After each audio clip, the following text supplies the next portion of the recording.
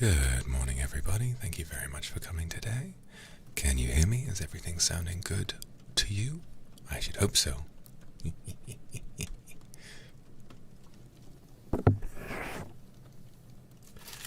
I got a pretzel for breakfast this morning.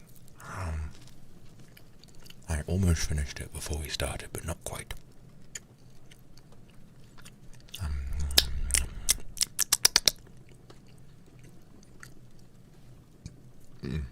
How am I doing? I'm alright.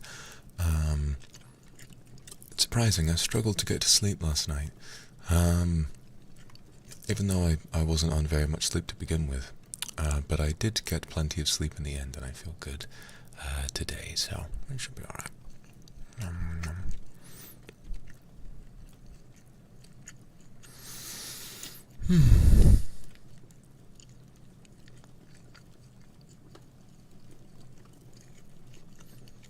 Sorry, we're supposed to be reading a book, aren't we?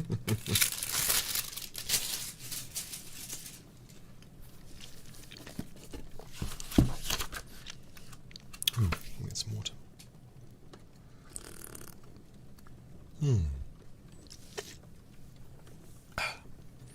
So, last time we read chapters 1 through 3 of The Picture of Dorian Gray.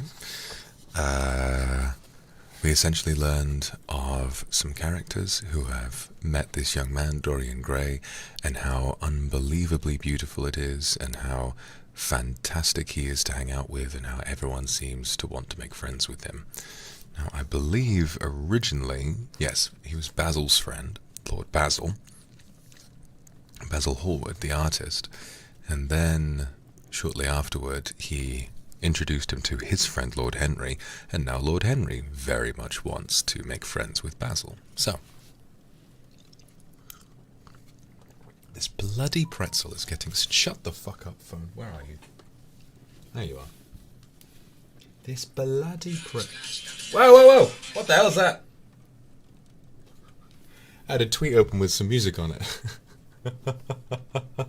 Wait a minute. Let me turn that down.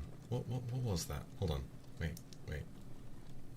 There it is.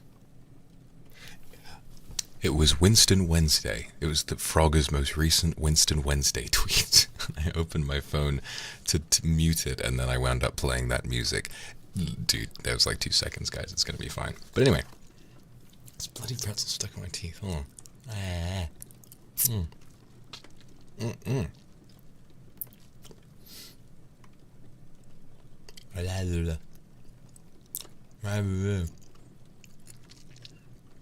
Someone just said I have a girlfriend.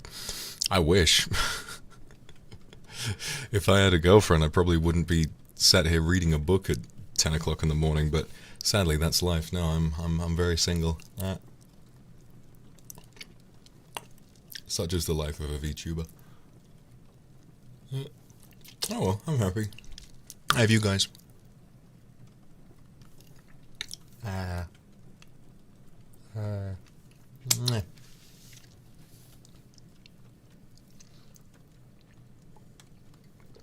Well, you know, we got those partner applications coming at some point this week, so, you know. Now's your chance. Okay. Without further ado, this is going to be... come here. This is going to be chapter 4 of The Picture of Dorian Gray by Oscar Wilde.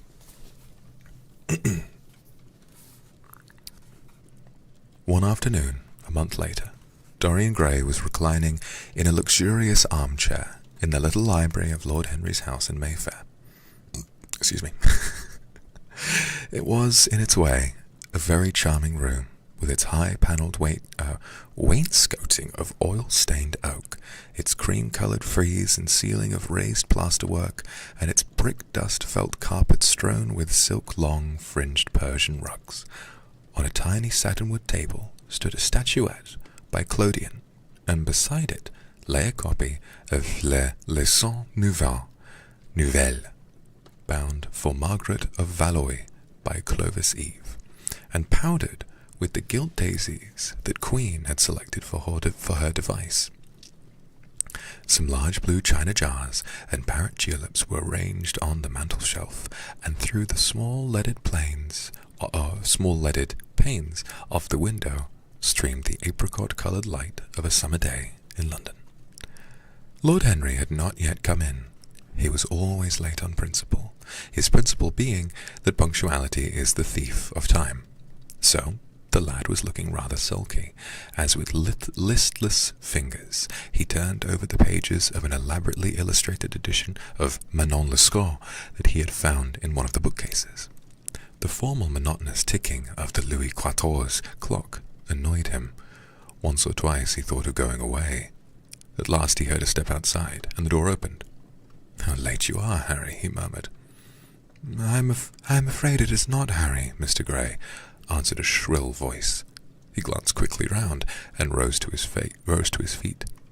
"I beg your pardon, I thought—" "He thought it was my husband. It is only his wife. You must let me introduce myself. I know you quite well by your photographs. I think my husband has got 17 of them."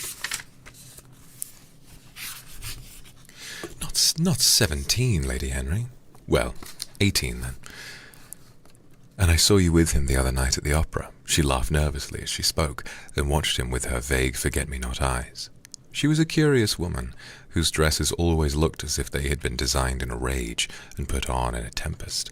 She was usually in love with somebody, and, as her passion was never returned, she had kept all her illusions. She tried to look picturesque, but only succeeded in being untidy. Her name was Victoria, and she had a perfect mania for going to church. "That was at Lohengrin, Lady Henry, I think." "Yes, it was at dear Lohengrin. I like Wagner's music much better than anybody's. It is so loud that one can talk the whole time without other people hearing what one says. That is a great advantage. Don't you think so, Mr. Gray?" The same nervous staccato laugh broke from her thin lips, and her fingers began to play with a long tortoise-shell paper knife. Dorian smiled and shook his head. "I'm afraid I don't think so, Lady Henry. I never talk during music, at least during good music. If one hears bad music, it is one's duty to drown it in conversation." "Ah, that is one of Harry's views, isn't it, Mr. Gray? I always hear Harry's views from his friends. It is the only way I get to know of them. But you must not think I don't like good music. I adore it. But I'm afraid of it. It makes me too romantic. I have simply worshipped pianists, 2 at a time, sometimes, Harry tells me. I don't know what it is about them. Perhaps it's that they're foreigners. They all are, aren't they? Even those that are born in England become foreigners after a time, don't they? It's so clever of them, and such a compliment to art. Makes it quite cosmopolitan, doesn't it? You have never been to any of my parties, have you, Mr. Gray? You must come. I can't afford orchids, but I spare no expense in foreigners. They make one's rooms look so picturesque. But here is Harry. I came in to look for you, to ask you something. I forget what it was, and I found Mr. Gray here. We have had such a pleasant chat about music. We have quite the same ideas. No, I think our ideas are quite different. But he has been most pleasant. I am so glad I've seen him." "I am charmed, my love, quite charmed," said Lord Henry, elevating his dark crescent-shaped eyebrows and looking at them both with an amused smile. "So sorry I'm late, Dorian. I went to look after a piece of old brocade in Wardour Street, and had to bargain for hours for it. Nowadays people know the price of everything, and the value of nothing." "Well, I'm afraid I must be going," exclaimed Lady Henry, breaking an awkward silence with her silly sudden laugh. "I have promised to drive with the Duchess. Goodbye, Mr. Gray. Goodbye, Harry. You're dining out, I suppose. So am I. Perhaps I shall see you at Lady Thornbury's." "I dare say, my dear," said Lord Henry, shutting the door behind her, as, looking like a bird of paradise that had been out all night in the rain, she flitted out of the room, leaving a faint odour of frangipani. Then he lit a cigarette and flung himself down on the sofa. "Never marry a woman with straw-coloured hair, Dorian," he said, after a few puffs. "Why, Harry?" "Because they are so sentimental." "But I like sentimental people." "Never marry at all, Dorian. Men marry because they're tired, women because they're curious. Both are disappointed." "I don't think I am likely to marry, Harry. I am too much in love.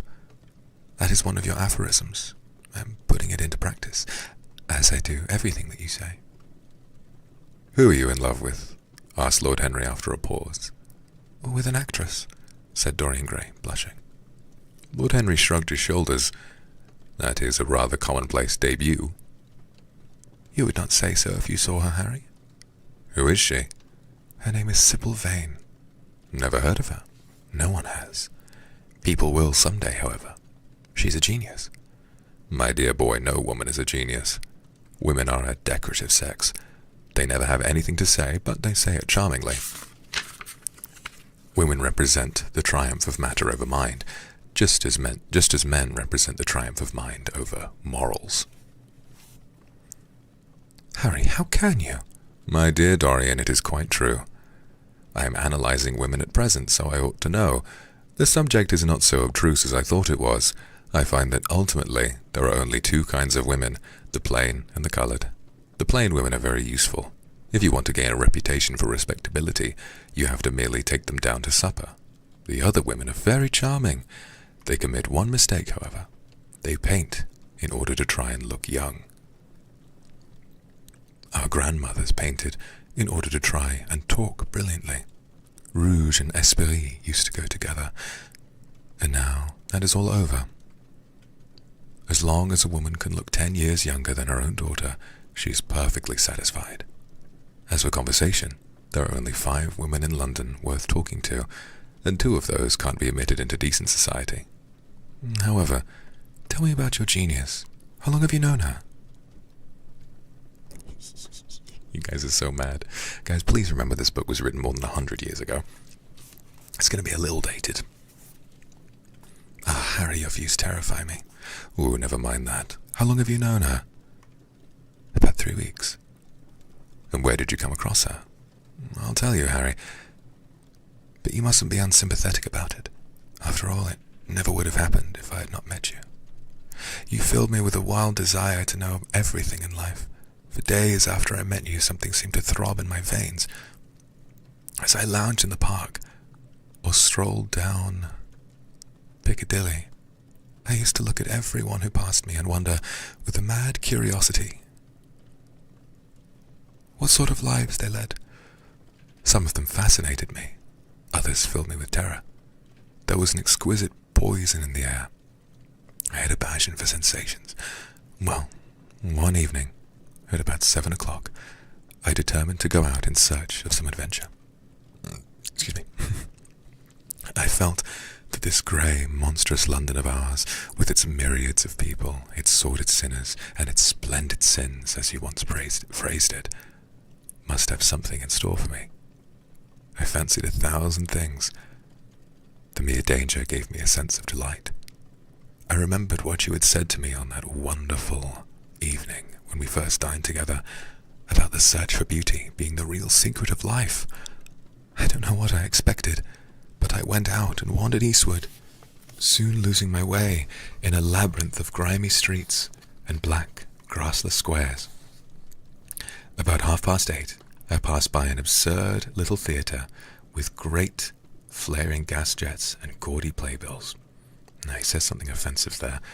A person in the most amazing waistcoat I ever beheld in my life was standing at the entrance smoking a vile cigar. He had greasy ringlets and had an enormous diamond blazed in the center of a soiled shirt.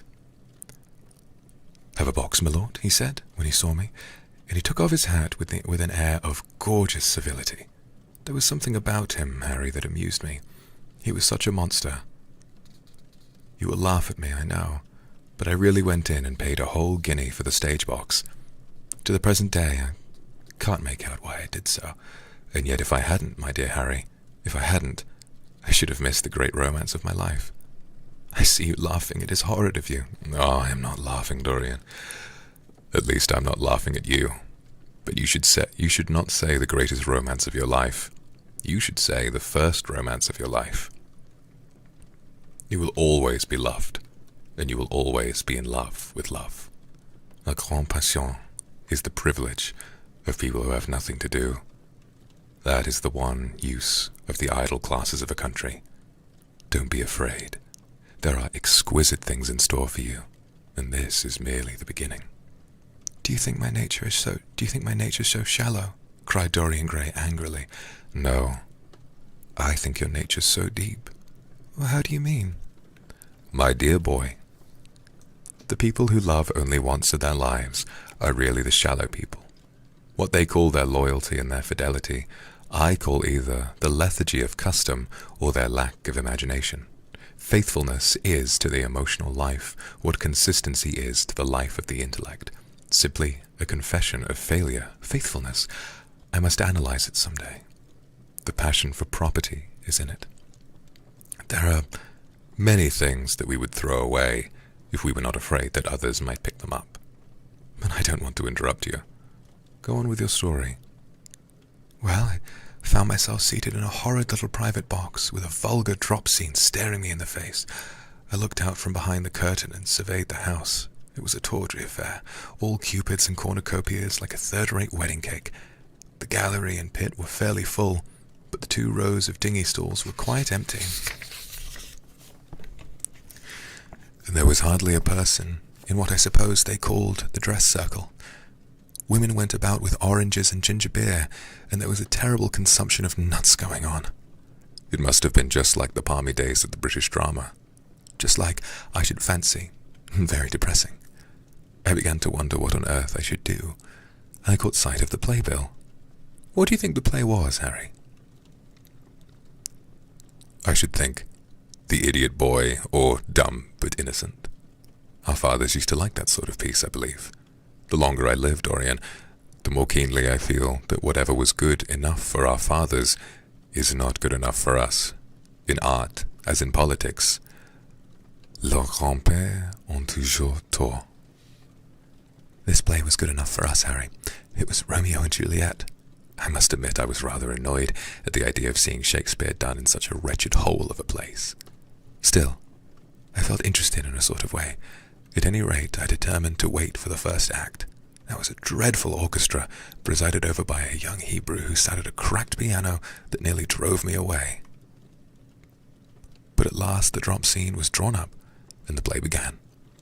Now, Romeo was a stout elderly gentleman with corked eyebrows, a husky tragedy voice, and a figure like a beer barrel. Mercutio was almost as bad. He was played by the low comedian, who had introduced gags of his own, and was most on friendly terms with the pit. They were both as grotesque as the scenery, but that looked as if it had come out of a country booth. But Juliet, Harry, imagine a girl, hardly 17 years of age, with a little flower-like face, a small Greek head, with plaited coils of dark brown hair, eyes that were violet wells of passion, lips that were like the petals of a rose. She was the loveliest thing I had ever seen in my life. You said to me once that pathos left you unmoved, but that beauty, mere beauty, could fill your eyes with tears.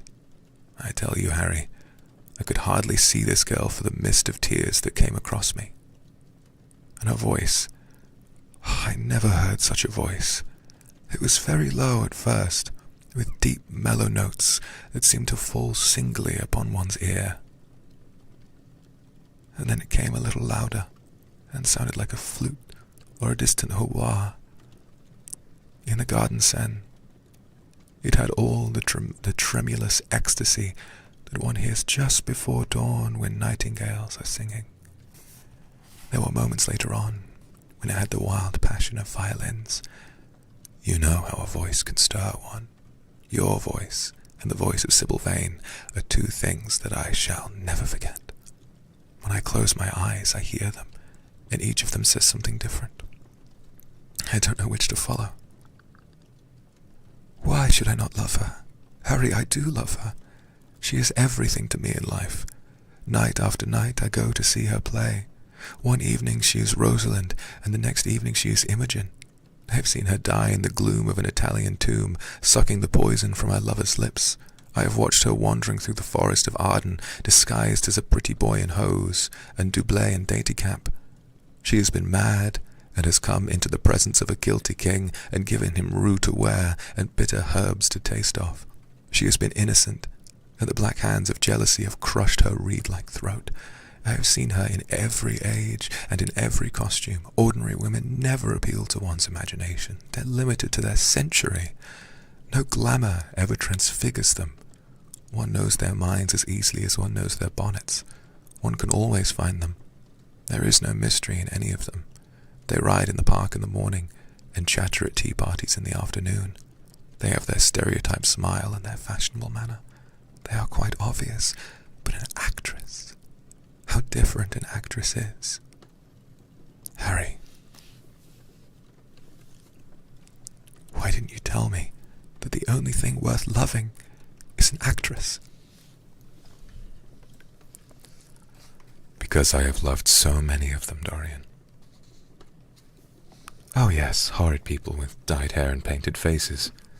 Don't run down dyed hair and painted faces. There is an extraordinary charm in them sometimes, said Lord Henry. I wish now I had not told you about Sybil Vane. You could not have helped telling me, Dorian. All through your life you will tell me everything you do. Yes, Harry, I believe that is true.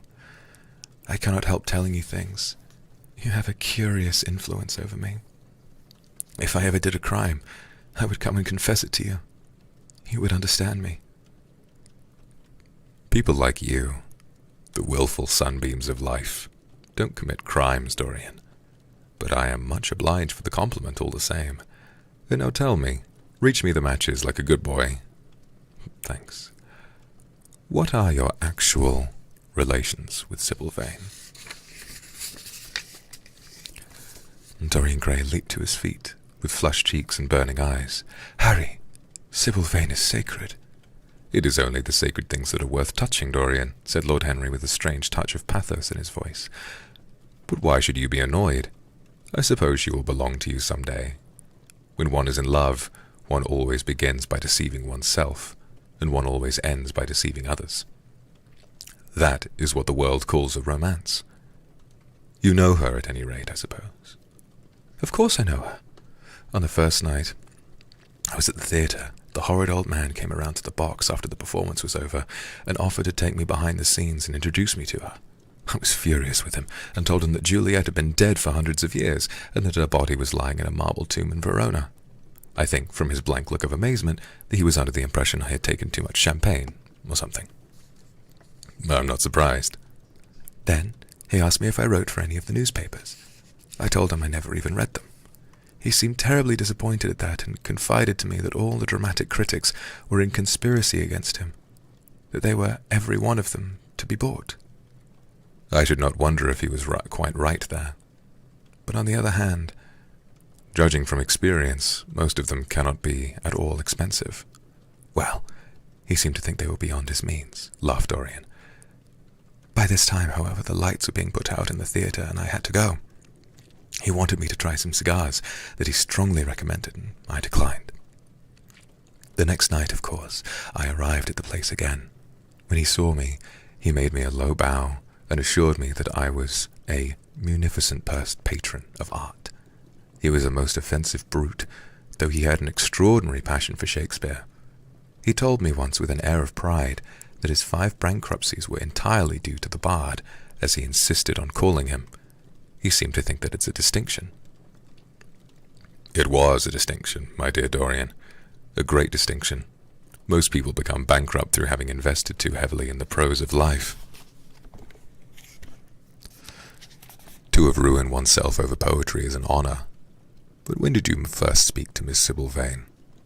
The third night. She had been playing Rosalind. I could not help going round. I had thrown her some flowers, and she had looked at me. At least I fancied that she had. The old man was persistent. He seemed determined to take me behind, so I consented. It was curious, my not wanting to know her, wasn't it? No, I don't think so. My dear Harry, why? I will tell you some other time. Now, I want to know about the girl. Sybil. Oh, she was so shy and so gentle. There's something of a child about her, her eyes open wide in exquisite wonder when I told her what I thought of her performance, and she seemed quite unconscious of her power. I think we were both rather nervous. The old man stood grinning at the doorway of the dusty green room, making elaborate speeches about us both, while we stood looking at each other like children. He would insist on calling me my lord, and so I had to assure Sybil that I was not anything of the kind. She said quite simply to me, "You look more like a prince. I must call you Prince Charming."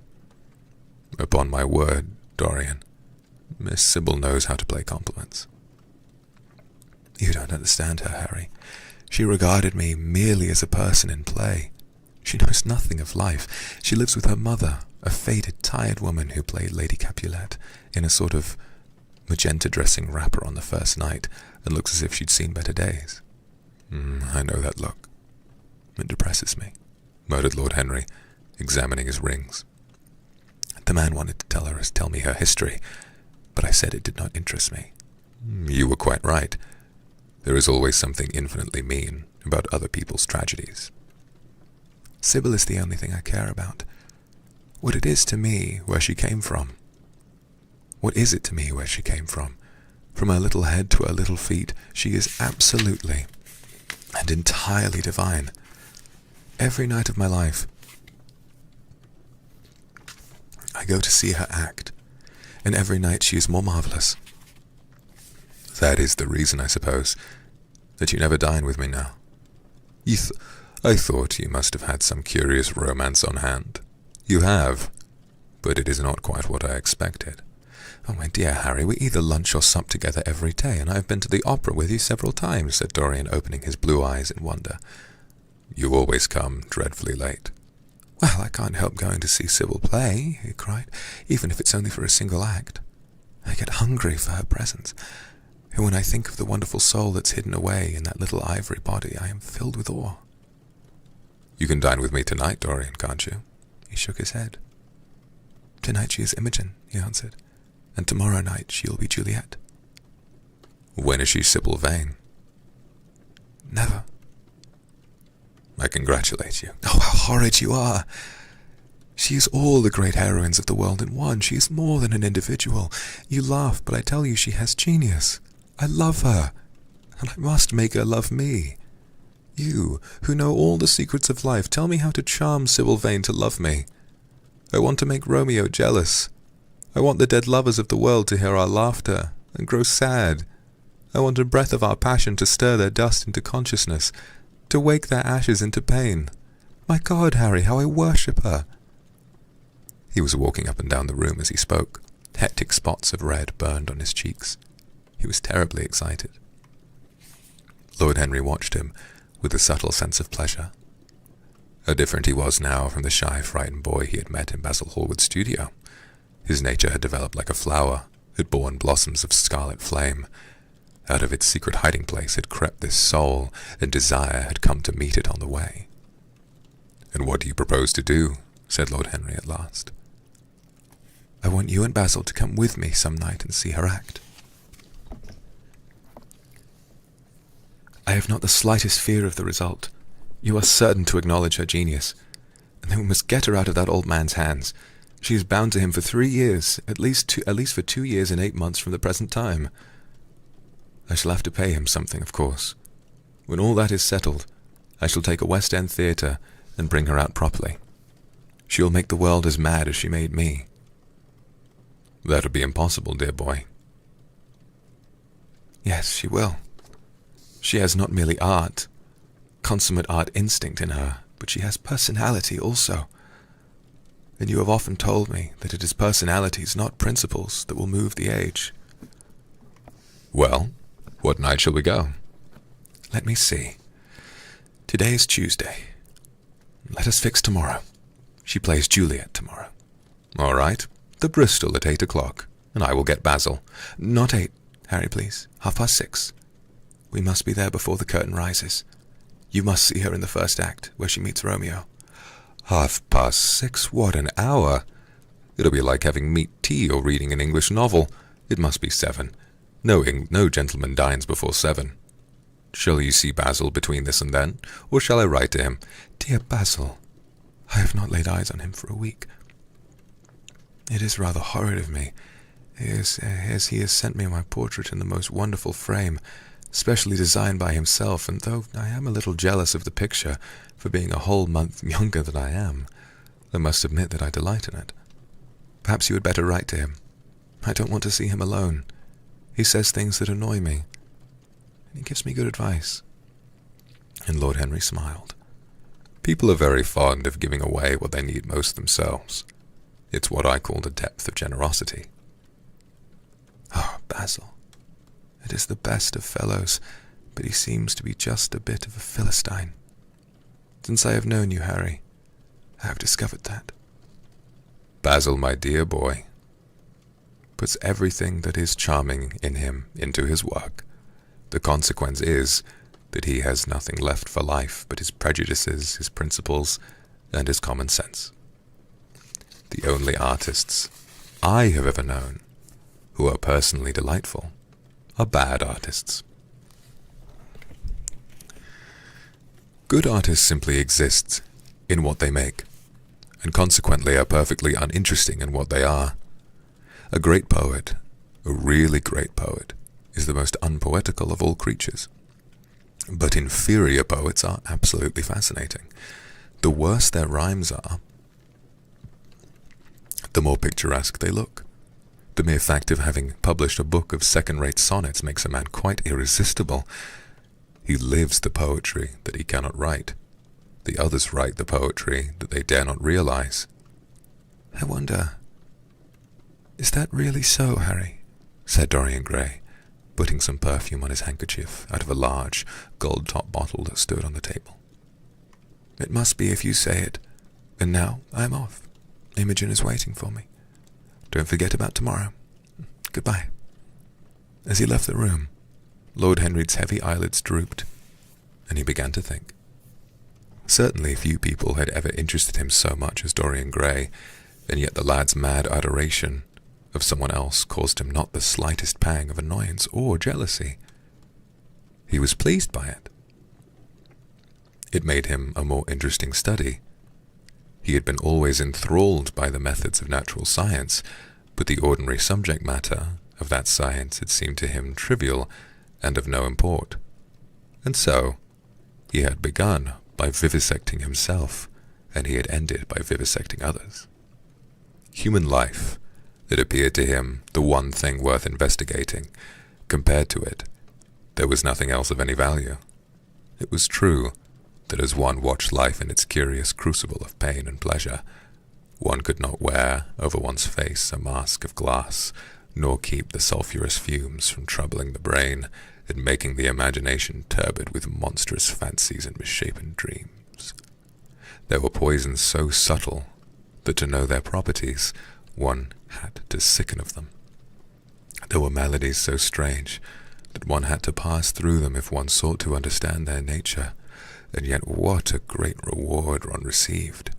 How wonderful the world became to one, to note the curious hard logic of passion and the emotional colored life of the intellect, to observe where they met and where they separated, at what point they were in unison, and what point they were at discord. There was delight in that. What matter what the cost was? One could never pay too high a price for any sensation. He was conscious, and the thought brought a gleam of pleasure into his brown agate eyes, that it was through certain words of his, musical words said with musical utterance, that Dorian Gray's soul had turned to this white girl and bowed in worship before her. To a large extent the lad was his own creation. He had made him premature, and that was something. Ordinary people waited till life disclosed to them its secrets, but to the few, to the elect, the mysteries of life were revealed before the veil was drawn away. Sometimes this was the effect of art, and chiefly the art of literature, which dealt immediately with the passions and the intellect. But now and then, a complex personality took the place and assumed the office of art, was indeed, in its way, a real work of art. Life having its elaborate masterpieces, just as poetry has, or sculpture, or painting. Yes, The lad was premature. He was gathering his harvest while it was yet spring. The pulse and passion of youth were in him, but he was becoming self-conscious. It was delightful to watch him. With his beautiful face and his beautiful soul, he was a thing to wonder at. It was no matter how it all ended, or was destined to end. He was like one of those gracious figures in a pageant or a play, whose joys seem to be remote from one, but whose sorrows stir one's sense of beauty, and whose wounds are like red roses. Soul and body and soul, how mysterious they were. There was animalism in the soul, and the body had its moments of spirituality. The senses could refine, and the intellect could degrade. Who could say where the fleshly impulse ceased, or where physical impulse began? How shallow were the arbitrary definitions of ordinary psychologists, and yet how difficult to decide between the claims of the various schools. Was the soul a shadow seated in the house of sin, or was the body really in the soul, as Giordano Bruno thought? The separation of spirit from matter was a mystery, and the union of spirit with matter was a mystery also. He began to wonder whether we could ever make psychology so absolute a science that each little spring of life would be revealed to us. As it was, we always misunderstood ourselves, and rarely understood others. Experience was of no ethical value. It was merely the name men gave to their mistakes. Moralists had, as a rule, regarded it as a mode of warning, had claimed it for certain ethical efficacy in the formation of character, had praised it as something that taught us what to follow and showed us what to avoid. But there was no motive power in experience. It was as little of an active cause as conscience itself. All that it really demonstrated was that our future would be the same as our past, and that the sin we had done once, and with loathing, we would do many times, and with joy. It was clear to him that the experimental method was the only method by which one could arrive at any scientific analysis of the passions. And certainly, Dorian Gray was a subject made to his hand, and seemed to promise rich and fruitful results. His sudden mad love for Sybil Vane was a psychological phenomenon of no small interest. There was no doubt that curiosity had much to do with it. Curiosity and the desire for new experiences. Yet it was not a simple, but rather a very complex passion. What there was in it of the purely sensuous instinct of boyhood had been transformed by the workings of the imagination, changed into something that seemed to the lad himself to be remote from sense, and was for that the very reason all the more dangerous. It was the passions about whose origin we deceived ourselves, that tyrannized most strongly over us. Our weakest motives were those whose nature we were conscious.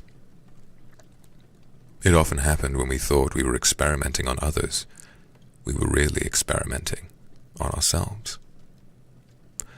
While Lord Henry sat dreaming on these things, a knock came to the door, and his valet entered and reminded him it was time to dress for dinner. He got up and looked out onto the street. The sunset had smitten into scarlet gold in the upper windows of the houses opposite. The panes glowed like plates of heated metal. The sky above was like a faded rose. He thought of his friend's young, fiery-colored life and wondered how it was all going to end. When he arrived home, about 12:30, he saw a telegram lying on the hall table. He opened it and found it was from Dorian Gray. It was to tell him that he was engaged to be married to Sybil Vane. And that's chapter 4.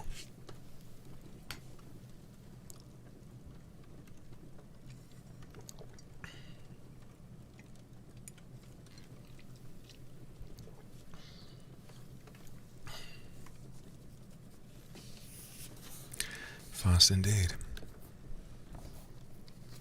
So one of my favorite things about this book is how accessible and understandable it is, and yet how old it is. Obviously, right now, I'm only allowed to read books that are in the public domain, and public domain books obviously tend to be quite old.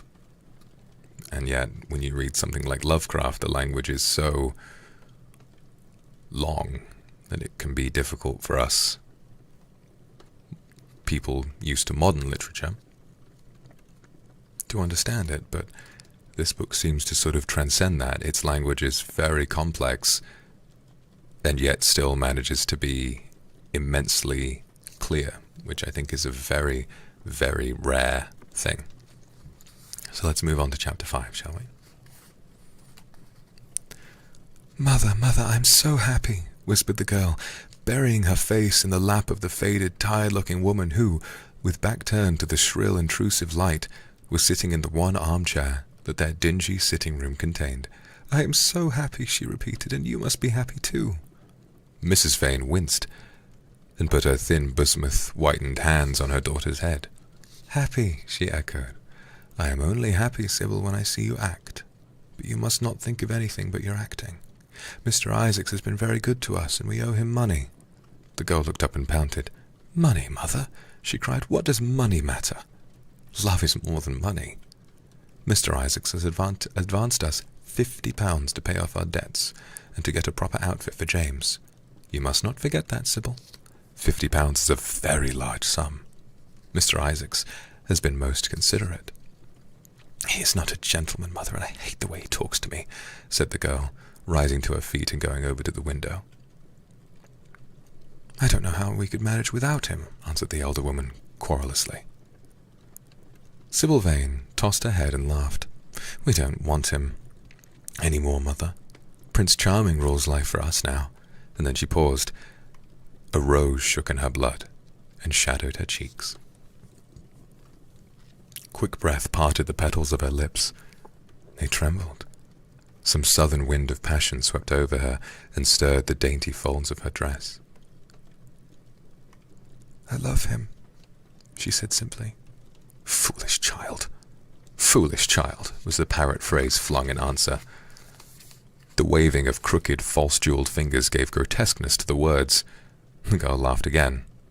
The joy of a caged bird was in her voice. Her eyes caught the melody and echoed it in radiance, then closed for a moment, as though to hide their secret. When they opened, the mist of a dream had passed across them. Thin-lipped wisdom spoke at her from the worn chair, hinted at prudence, quoted from that book of cowardice whose author apes the name of common sense. She did not listen. She was free in her prison of passion. Her prince, Prince Charming, was with her. She had called on memory to remake him. She had sent her soul to search for him, and it had brought him back. His kiss burned again upon her mouth. Her eyelids were warm with his breath. And then wisdom altered its method and spoke of espial and discovery. This young man might be rich. If so, marriage should be thought of. Against the shell of her ear broke the waves of worldly cunning. The arrows of craft shot by her. She saw the thin lips moving and smiled. Suddenly she felt the need to speak. The wordy silence troubled her. "Mother, mother," she cried, "why does he love me so much? I know why I love him. I love him because he is like what love himself should be. But what does he see in me? I'm not worthy of him, and yet why, I cannot tell. Though I feel so much beneath him, I don't feel humble. I feel proud, terribly proud. Mother, did you love my father as I love Prince Charming?" The elder woman grew pale beneath the coarse powder that daubed her cheeks, and her dry lips twitched with a spasm of pain. Sybil rushed to her, flung her arms around her neck and kissed her.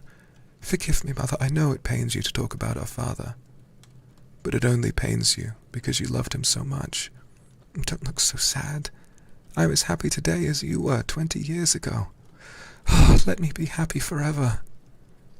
"My child, you are far too young to think of falling in love. Besides, what do you know of this young man? You don't even know his name. The whole thing is most inconvenient, and really, when James is going away to Australia, I have so much to think of. I must say that you should have shown more consideration. However, as I said before, if he is rich...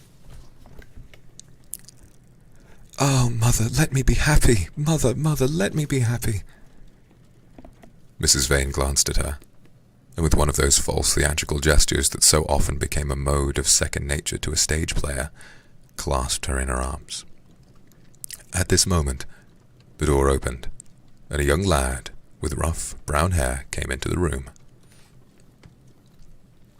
He was thick-set of figure, and his hands and feet were large and somewhat clumsy in movement. Am I in this? He was not so finely bred as his sister. One would hardly have guessed a close relationship existed between them. Mrs. Vane fixed her eyes on him and intensified her smile. She mentally elevated her son to the dignity of an audience. She felt sure that the tableau was interesting. You might keep some of your kisses for me, Sybil, I think, said the lad with a good-natured grumble. Ah, but you don't like being kissed, Jim, she cried. You're a dreadful old bear. She ran across the room and hugged him.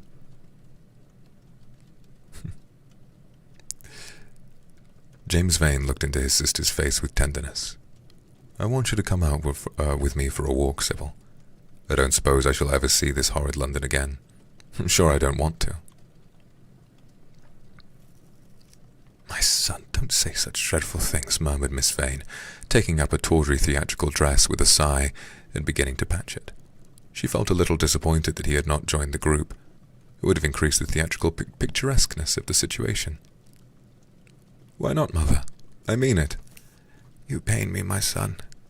I trust you will return from Australia in a position of affluence. I believe there is no society of any kind in the colonies, nothing that I would call society. So when you've made your fortune, you must come back and assert yourself in London. Society, muttered the lad.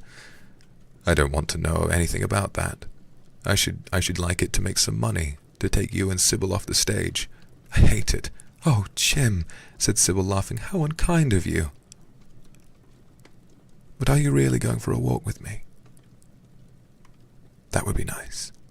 I was afraid you were going to say goodbye to some of your friends, to Tom Hardy, who gave you that hideous pipe, or Ned Langton, who makes fun of you for smoking it. It's very sweet of you to let me have your last afternoon. Where shall we go? Let's go to the park.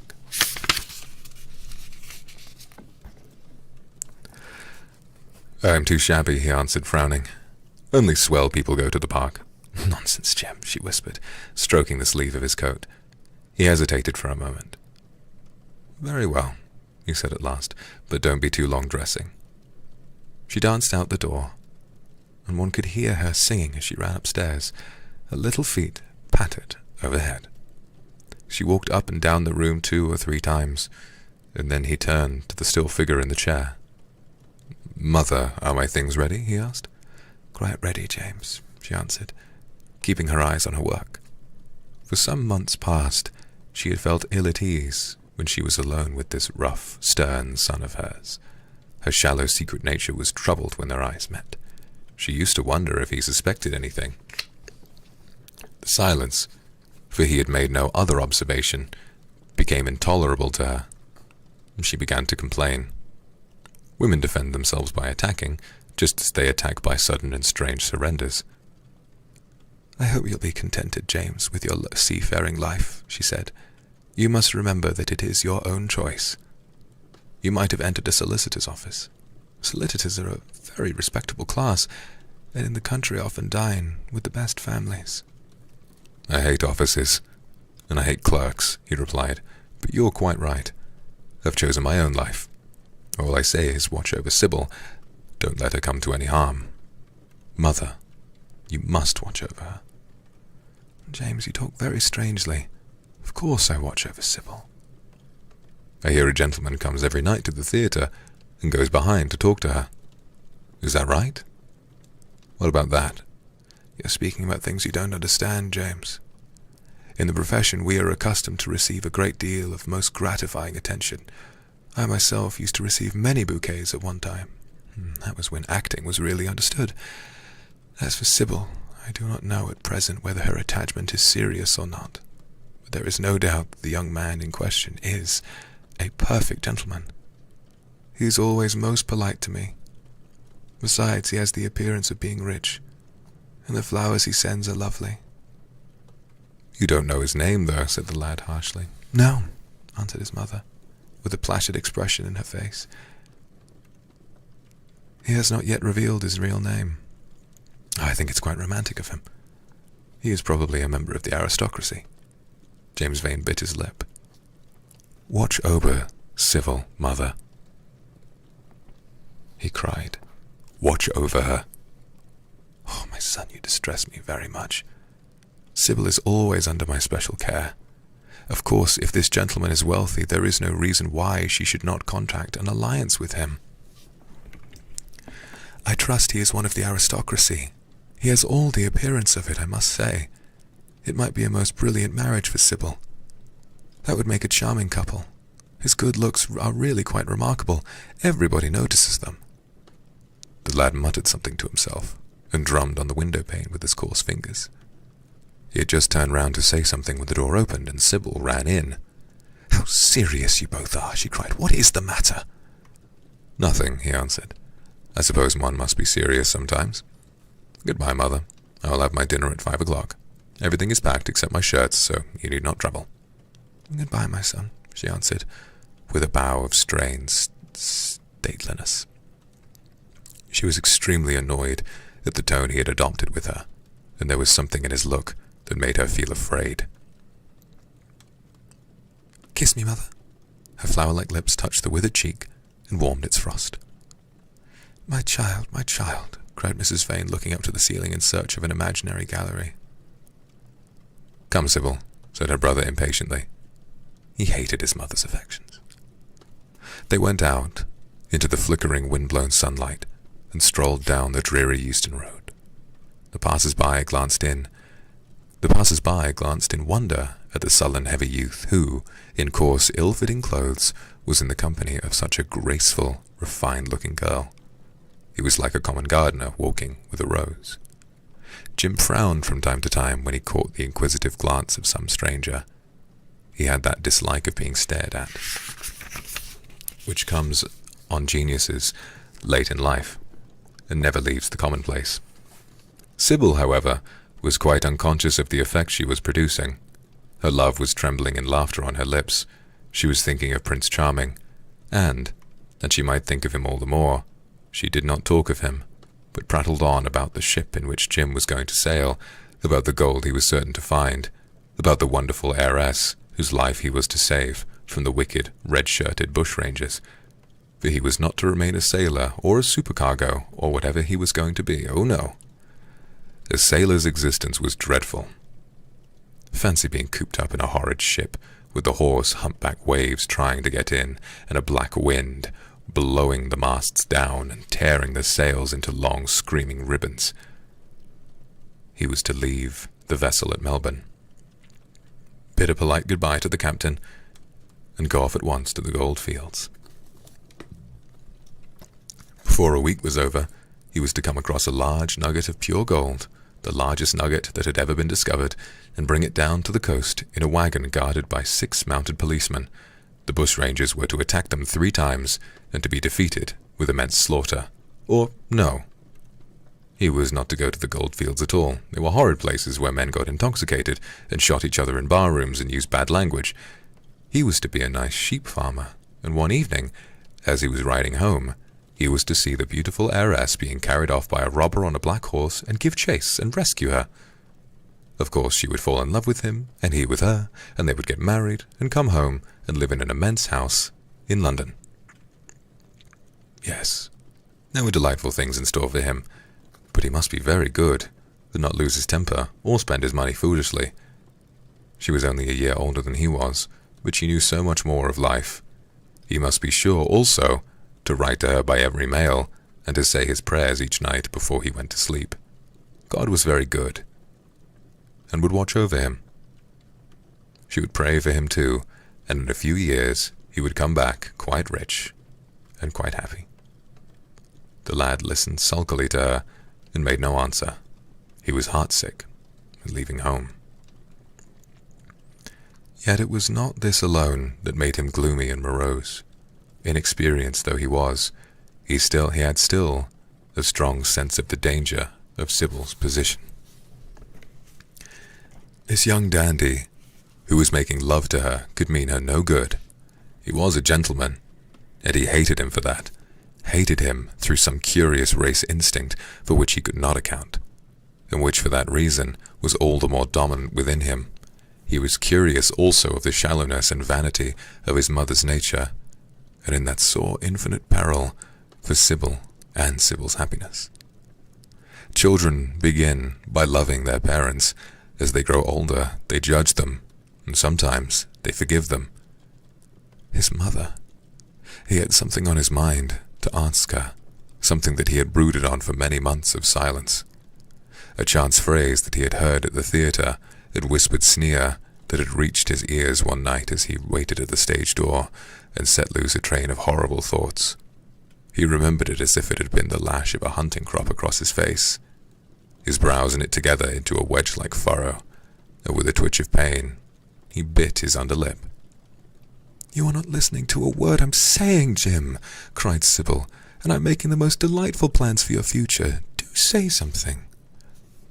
"What do you want me to say?"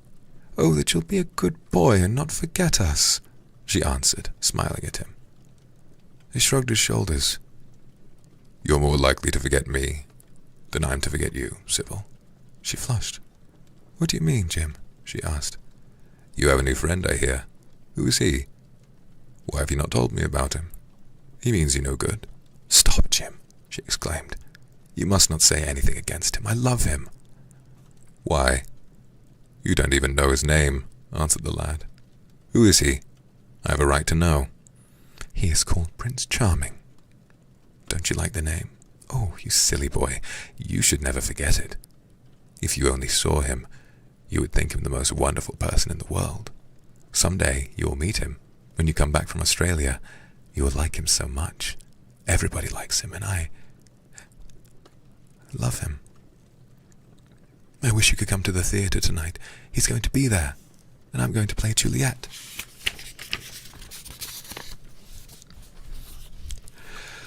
"Oh, how I shall play it. Fancy, Jim, to be in love and play Juliet, to have him sitting there, to play for his delight. I'm afraid I may frighten the company, frighten or enthrall them. To be in love is to surpass oneself. Poor dreadful Mr. Isaacs will be shouting genius to his loafers at the bar. He has preached me as a dogma. Tonight he will announce me as a revelation. I feel it, and it is all his only, Prince Charming, my wonderful lover, my god of graces. But I am poor beside him." "Poor? What does that matter? When poverty creeps in at the door, love flies in through the window. Our proverbs want rewriting. They were made in winter, and it is summer now, springtime for me, I think, a very dance of blossoms in blue skies." "He is a gentleman," said the lad sullenly. "The prince!" she cried musically. "What more do you want?" "He wants to enslave you." "I shudder at the thought of being free." "I want to see you beware him." "To see him is to worship him. To know him is to trust him." "Sybil, you are mad about him." She laughed and took his arm. "You, dear Jim, you talk as if you were 100. Some day you will be in love yourself, and then you'll know what it is. Don't look so sulky. Surely you should be glad to think that, though you are going away, you leave me happier than I have ever been before. Life has been hard for us both, terribly hard and difficult, but it will be different now. You are going to a new world, and I have found one. Here are 2 chairs. Let us sit down and see the smart people go by." They took their seats amidst a crowd of watchers. The tulip beds across the road flamed like throbbing rings of fire. A white dust, tremulous crowd of orris root, it seemed, hung in the panting air. The brightly coloured parasols danced and dipped like monstrous butterflies. She made her brother talk of himself, his hopes, his prospects. He spoke slowly and with effort. They passed words to each other as players at a game pass counters. Sybil felt depressed. She could not communicate her joy. A faint smile curving that sullen mouth was all the echo she could win. After some time, she became silent. Suddenly, she caught a glimpse of golden hair and laughing lips, and in an open carriage with 2 ladies, Dorian Gray drove past. She started to her feet. "There he is!" she cried. "Who?" said Jim Vane.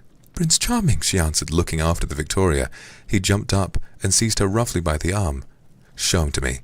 "Which is he? Point him out, I must see him," he exclaimed. But at that moment, the Duke of Berwick's 4 in hand came in between, and when it had left the space clear, the carriage had swept out of the park. "He is gone," murmured Sybil. "I wish you had seen him." "I wish I had, for as sure as there is a God in heaven, if he ever does you any wrong, I shall kill him." She looked at him in horror. He repeated his words. They cut the air like a dagger. The people around began to gape. A lady standing close to her tittered. "Come away, Jim, come away," she whispered. He followed her doggedly as she passed through the crowd. He felt glad at what he had said.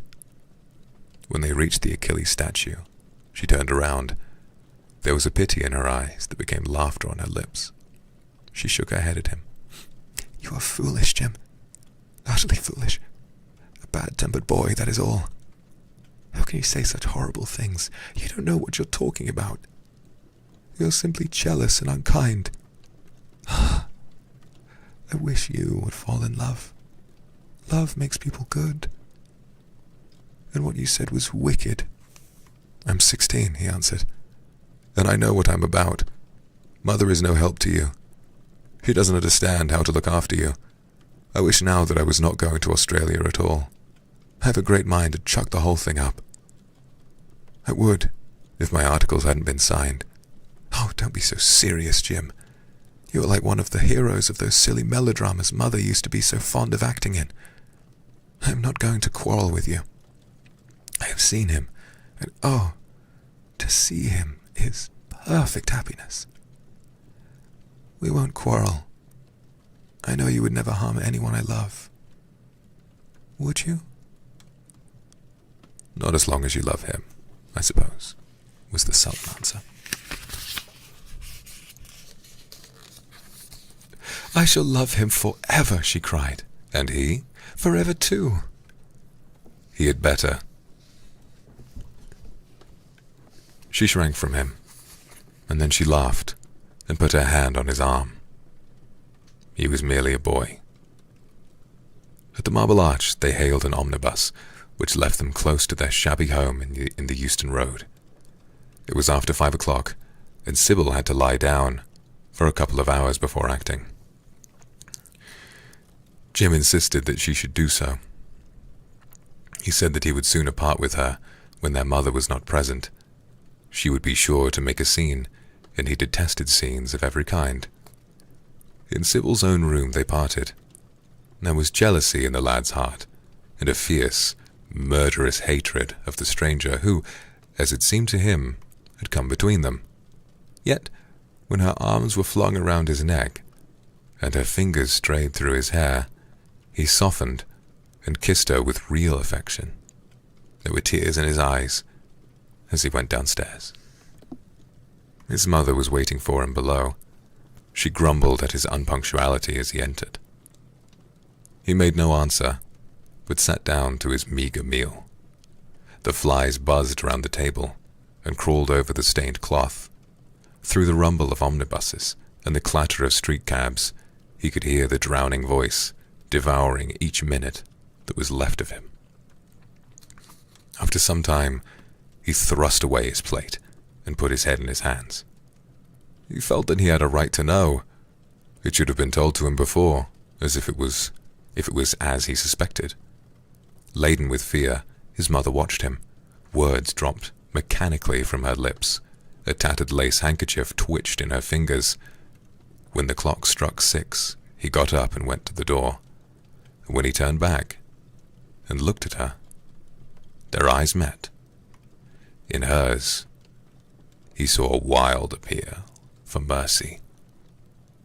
It enraged him.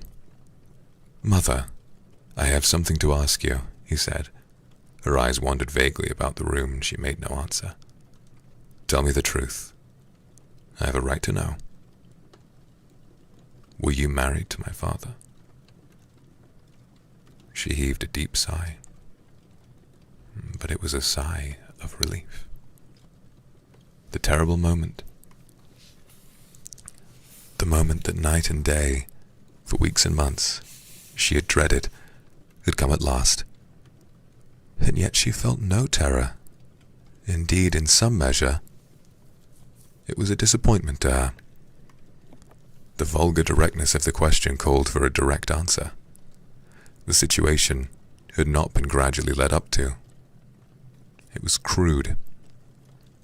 It reminded her of a bad rehearsal. "No," she answered, wondering at the harsh simplicity of life. "My father was a scoundrel then," cried the lad, clenching his fists. She shook her head. "I knew he was not free. We loved each other very much. If he had lived, he would have made provision for us. Don't speak against him, my son. He was your father, and a gentleman. Indeed, he was highly connected." An oath broke from his lips. "I don't care for myself," he exclaimed, "but don't let Sybil. It is a gentleman, isn't it, who is in love with her, or says he is.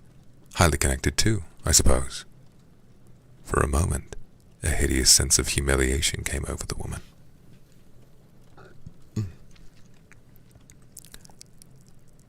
Her head drooped. She wiped her eyes with shaking hands. "Sybil has a mother," she murmured. "I had none." The lad was touched. He went towards her, and stooping down, he kissed her. "I'm sorry if I've pained you by asking about my father," he said, "but I couldn't help it. I must go now. Goodbye. Don't forget that you will have only one child to look after, and believe me, that if this man wrongs my sister, I will find out who he is, track him down, and kill him like a dog. I swear it." The exaggerated folly of the threat, the passionate gesture that accompanied it, the mad melodramatic words, made life seem more vivid to her. She was familiar with the atmosphere. She breathed more freely, and for the first time for many months, she really admired her son. She would have liked to continue the scene on the same emotional scale, but he cut her short. Trunks had to be carried down, and mufflers looked for. The lodging house drudge bustled in and out. There was the bargaining with the cabman. The moment was lost in vulgar details. It was with a renewed feeling of disappointment that she waved the tattered lace handkerchief from the window as her son drove away. She was conscious that a great opportunity had been wasted. She consoled herself by telling Sybil how desolate she felt her life would be, now that she had only one child to look after. She remembered the phrase. It had pleased her. Of the threat, she said nothing. It was vividly and dramatically expressed. She felt that they would all laugh at it someday. And so ends chapter 5.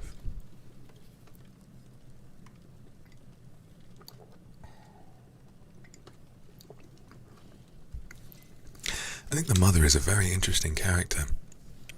And it's interesting how this is a story that works very well because of a focus on a small number of main characters, which tends to be my preference, really, when it comes to reading or writing stories.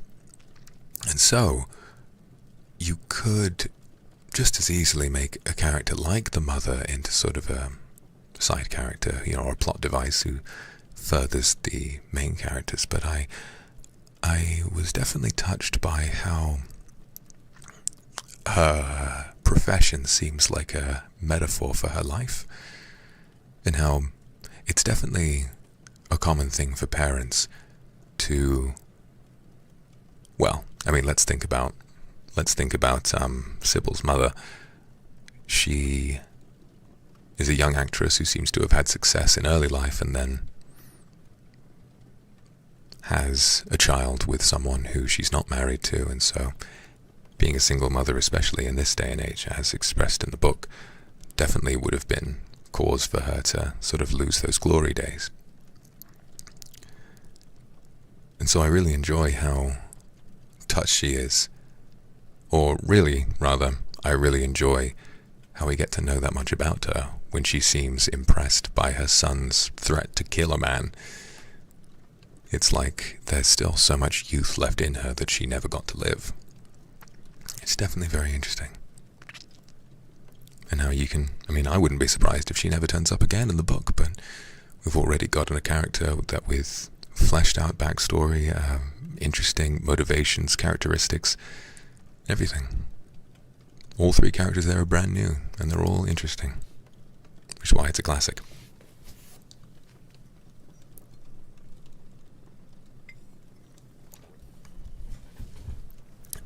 Okay. So let's get started on chapter 6.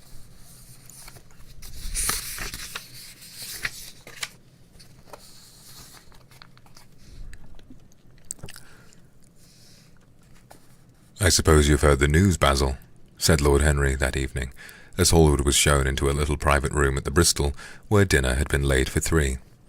"No, Harry," answered the artist, giving his hat and coat to the bowing waiter. "What is it?" "Oh, nothing about politics, I hope. They don't interest me. There's hardly a single person in the House of Commons worth painting. Many of them would be the better for a little whitewashing." "Dorian Gray is engaged to be married," said Lord Henry, watching him as he spoke. Hallward started, and then frowned. "Dorian engaged to be married? Impossible." "It is perfectly true." "To whom?" "To some little actress or other." "I can't believe it. Dorian is far too sensible." "Dorian is far too wise not to do foolish things now and then, my dear Basil." "Marriage is hardly a thing that one can do now and then, Harry." "Except in America," rejoined Lord Henry languidly. "But I didn't say he was married. I said he was engaged to be married. There is a great difference. I have a distinct remembrance of being married, but I have no recollection at all of being engaged. I'm inclined to think that I was never engaged." "But think of Dorian's birth and position and wealth. It would be absurd for him to marry so much beneath him."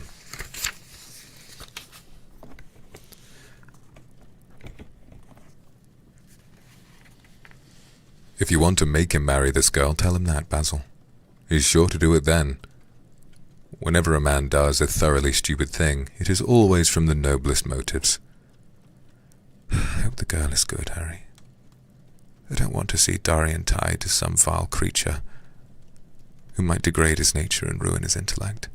"Oh, she is better than good. She is beautiful," murmured Lord Henry, sipping a glass of vermouth and orange bitters. "Dorian says she is beautiful, and he is not often wrong about things of that kind. Your portrait of him has quickened his expression, his appreciation of the personal appearance of other people. It has had that excellent effect, amongst others. We are to see her tonight, if that boy doesn't forget his appointment." "Are you serious?" "Quite serious, Basil. I should be miserable if I thought I should ever be more serious than I am at the present moment." "But do you approve of it, Harry?" asked the painter, walking up and down the room and biting his lip. "You can't approve of it, possibly. It is some silly infatuation."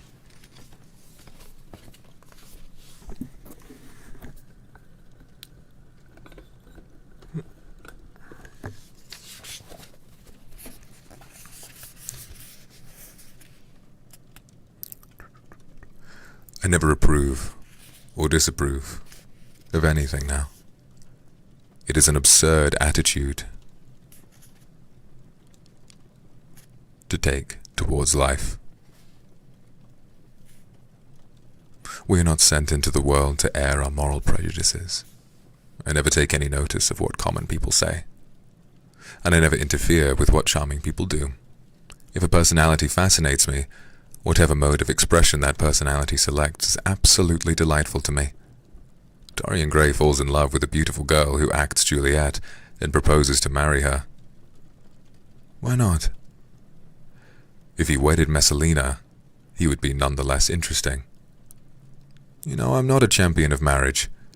The real drawback to marriage is that it makes one unselfish. But unselfish people are colorless. They lack individuality. Still, there are certain temperaments that marriage makes more complex. They retain their egotism and add it to many other egos. They are forced to have more than one life. They become more highly organized, and to be organized is, I should fancy, the object of man's existence. Besides, every experience is of value, and whatever one may say against marriage, it is certainly an experience. I hope that Dorian Gray will make this girl his wife, passionately adore her for 6 months, and then suddenly become fascinated by someone else. He would be a wonderful study.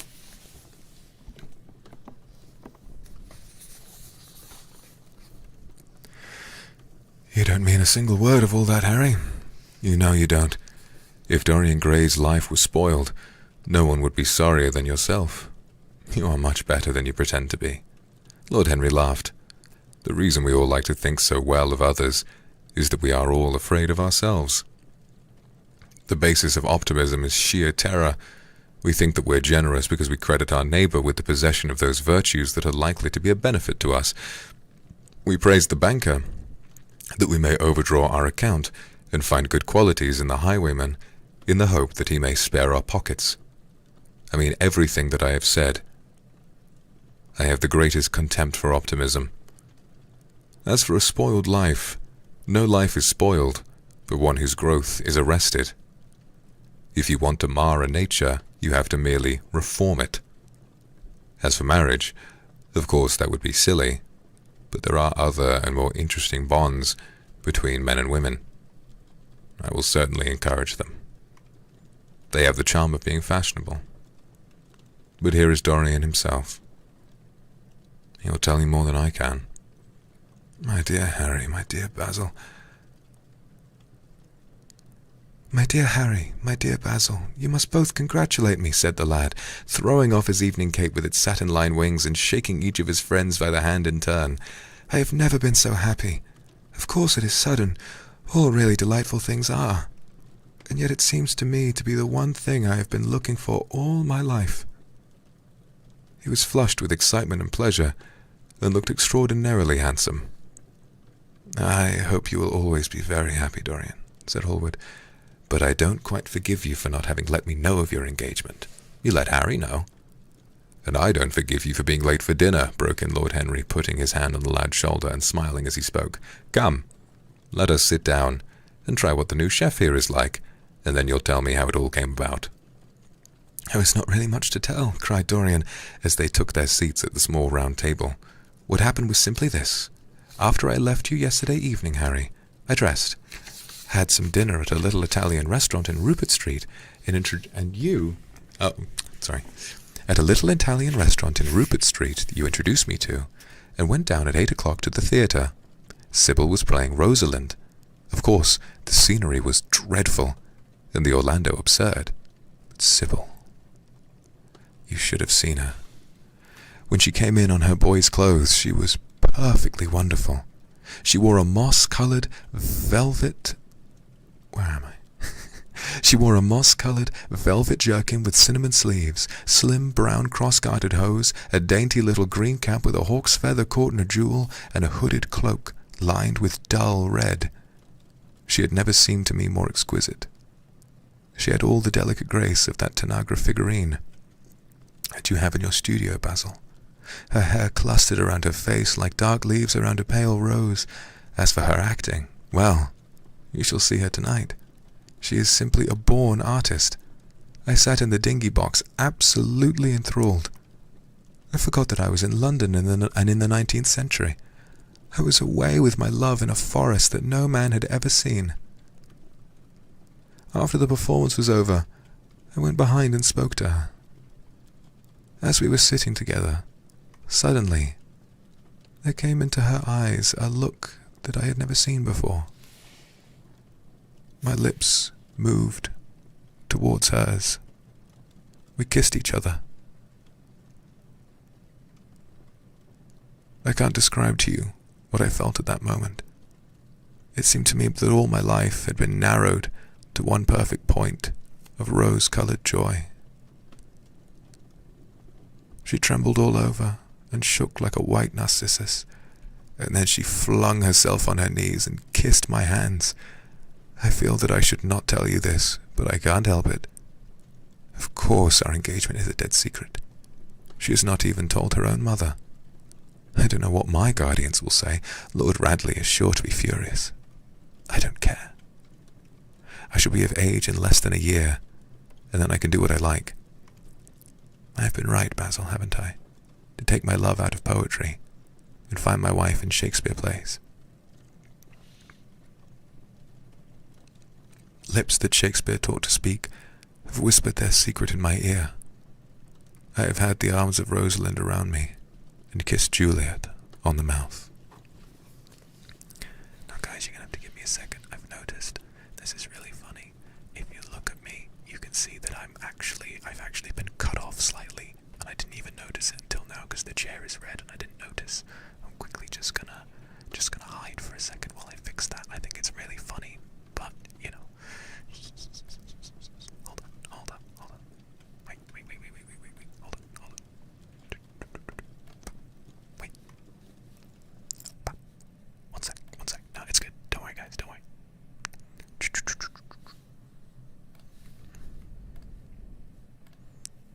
This guy got no torso. What the hell? Alright, that's fine.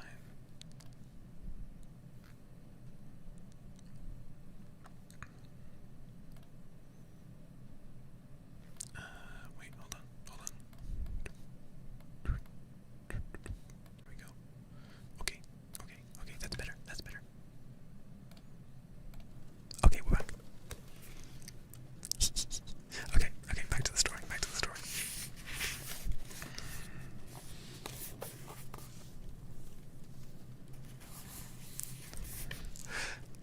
Yes, Dorian, I suppose you were right, said Hallwood slowly.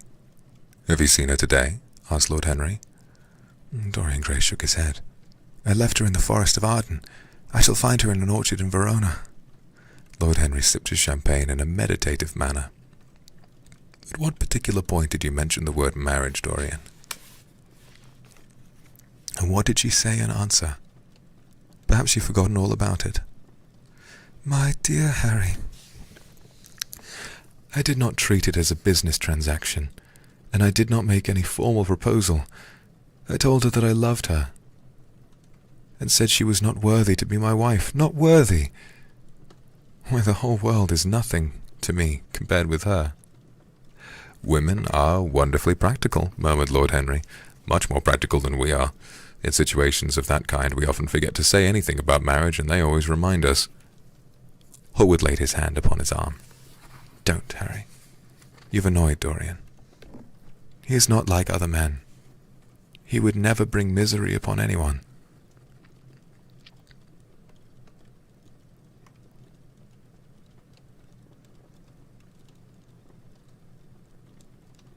His nature is too fine for that. Lord Henry looked across the table. Dorian is never annoyed with me, he answered. I asked the question for the best reason possible, for the only reason, indeed, that excuses one for asking any question. Simple curiosity. I have a theory that it is always the women who propose to us, and not we who propose to the women, except, of course, in middle-class life. But then the middle classes are not modern. Dorian Gray laughed and tossed his head. You're quite incorrigible, Harry, but I don't mind. It's impossible to be angry with you. When you see Sybil Vane, you will feel that the man who could wrong her would be a beast without a heart. I cannot understand how anyone can wish to shame the things he loves. I love Sybil Vane. I want to place her on a pedestal of gold and see the world worship the woman who is mine. What is marriage? An irrevocable vow. You mock at it for that.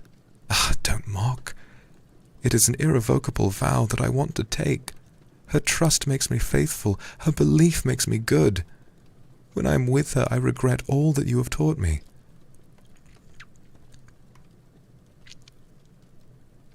I become different from what you have known me to be.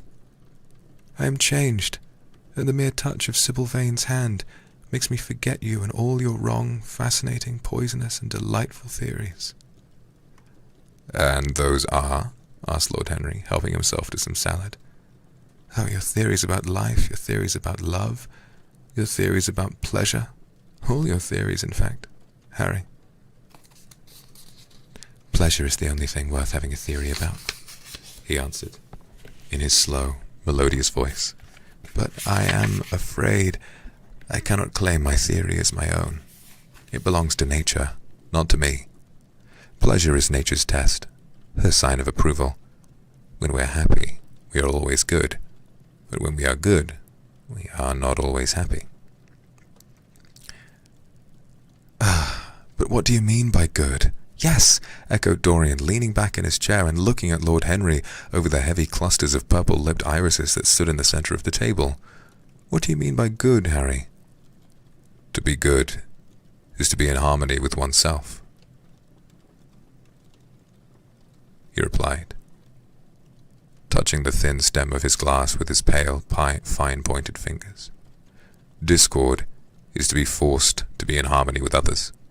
One's own life, that is the important thing.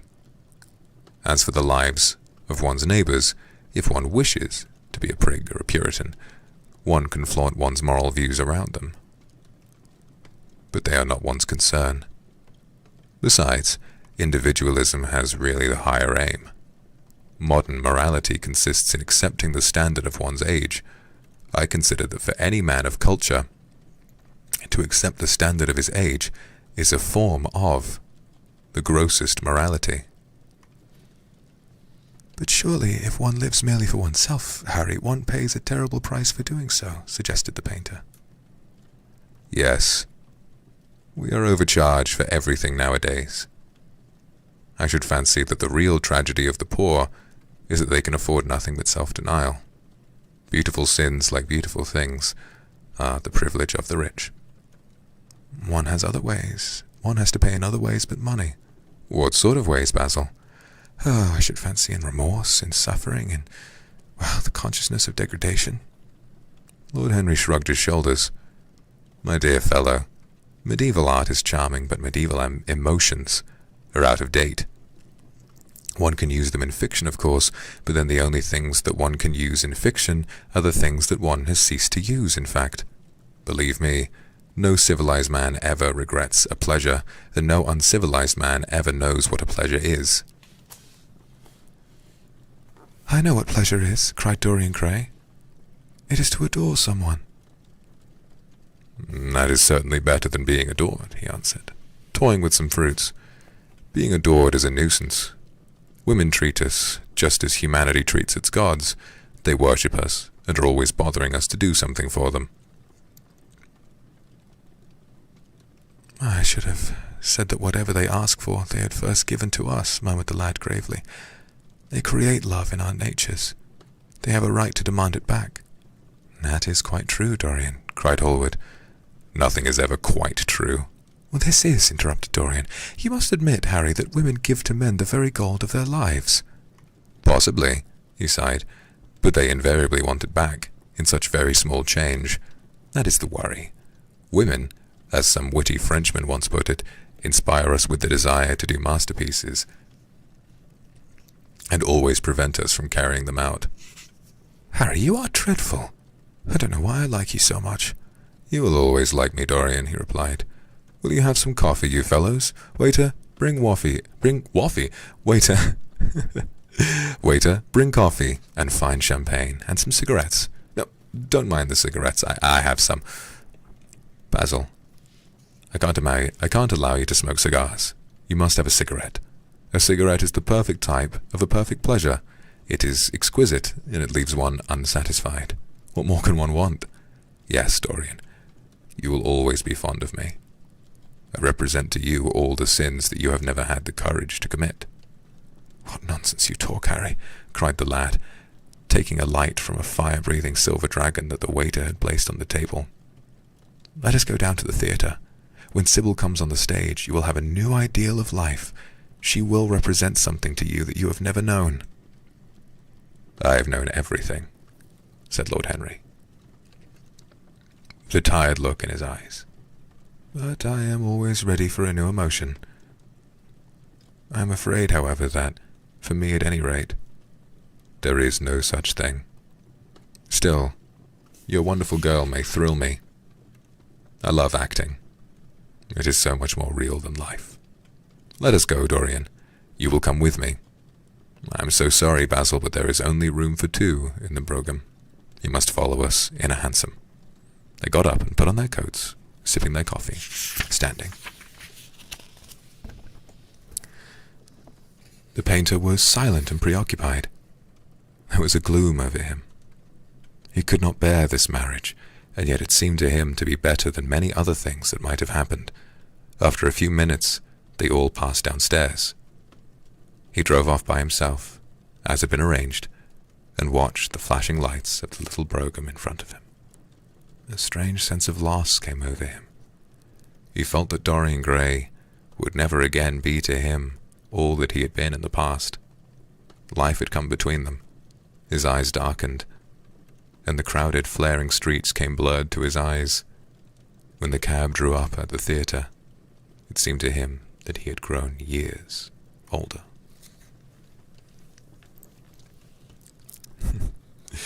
Listen, you say that Basil is the only single one there, and yet we are also in the presence of Lord Henry, who is...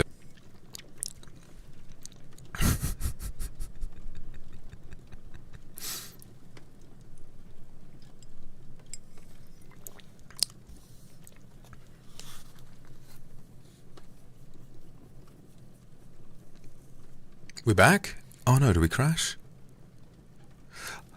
That seems to be on YouTube's side. Everybody refresh. It's fine. A little bit of lag. Did we catch the end of the chapter?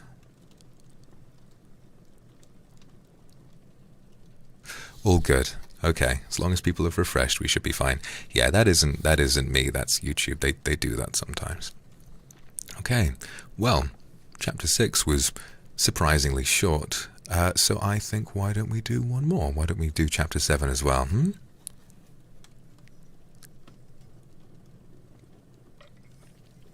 Okay, good. As long as we've captured chapter 6. All right. What did I say about single? All I said was someone in chat said, I feel bad for Basil, he's the only single one there. And I said, yes, but what you have to consider is they're also in the presence of Lord Henry, who is a man so gay and so repressed that pretty much all he can manage to do is philosophically analyze how much he's grown to resent the women in his life. I think really Lord Henry might be the one who's suffering more, but he seems to have learned to cope with vaguely misogynistic philosophy, which is kind of hilarious in a way. Okay. Let's move on, because this feels like that was sort of like part 1 almost of like a, of this next chapter. So let's move on. This is chapter 7. For some reason or another, the house was crowded that night, and the fat manager who met them at the door was beaming from ear to ear with an oily, tremulous smile. He escorted them to their box with a sort of pompous humility, waving his fat jeweled hands and talking at the top of his voice. Dorian Gray loathed him more than ever. He felt as if he had come up to look for Miranda and had been met by Caliban. Lord Henry, on the other hand, rather liked him. At least he declared he did, and insisted on shaking him by the hand, and assuring him that he was proud to meet a man who had discovered a real genius and gone bankrupt over a poet. Hallward amused himself with watching the faces in the pit. The heat was terribly oppressive, and the huge sunlight flamed like a monstrous dahlia with petals of yellow fire. The youths in the gallery had taken off their coats and waistcoats and hung them over the side. They talked to each other across the theatre and shared their oranges with the tawdry girls who sat beside them. Some women were laughing in the pit. Their voices were horribly shrill and discordant. The sound of the popping of corks came from the bar. What a place to find one's divinity in, said Lord Henry. Yes, answered Dorian Gray, it was here I found her, and she is divine, beyond all living things. When she acts, you will forget everything. These common rough people with their coarse faces and brutal gestures become quite different when she is on stage. They sit silently and watch her. They weep and laugh, as she wills them to do. She makes them as responsive as a violin. She spiritualizes them, and one feels that they are of the same flesh and blood as oneself. The same flesh and blood as oneself? Oh, I hope not, exclaimed Lord Henry, who was scanning the occupants of the gallery through his opera glass. Don't pay attention to him, Dorian, said the painter. I understand what you mean. I believe in this girl. And one you love must be marvelous, and any girl that has the effect you describe must be fine and noble. To spiritualize one's age, that is something worth doing. If this girl can give a soul to those who have lived without one, if she can create the sense of beauty in people whose lives have been sordid and ugly, if she can strip them of their own selfishness and lend them tears for sorrows that are not their own, she is worthy of all your adoration, worthy of the adoration of the world. This marriage is quite right. I did not think so at first, but I admit it now. The gods made Sybil Vane for you. Without her, you would have been incomplete. Thanks, Basil, answered Dorian Gray, pressing his hand. I knew that you would understand me. Harry is so cynical, he terrifies me. But here is the orchestra. It's quite dreadful, but it only lasts for about 5 minutes. And the curtain rises, and you will see the girl to whom I am going to give all my life, and to whom I have given everything that is good in me. A quarter of an hour afterwards, amidst an extraordinary turmoil of applause, Sybil Vane stepped on to the stage. Yes, she was certainly lovely to look at, one of the loveliest creatures, Lord Henry thought, that he had ever seen. There was something of the fawn in her shy grace and startled eyes. A faint blush, like the shadow of a rose in a mirror of silver, came to her cheeks as she glanced at the crowded, enthusiastic house. She stepped back a few paces, and her lips seemed to tremble. Basil Hallward leaped to his feet and began to applaud. Motionless and as one in a dream sat Dorian Gray, gazing at her. Lord Henry peered through his glasses, murmuring, "Charming, charming." The scene was the hall of Capulet's house, and Romeo, in his pilgrim's dress, had entered with Mercutio and his other friends. The band, such as it was, struck up a few bars of music, and the dance began. Through the crowd of ungainly, shabbily dressed actors, Sybil Vane moved, like a creature from a finer world. Her body swayed, while she danced, as a plant sways in the water. The curves of her throat were the curves of a white lily. Her hands seemed to be made of cool ivory. Yet she was curiously listless. She showed no sign of joy when her eyes rested on Romeo. The few words she had to speak.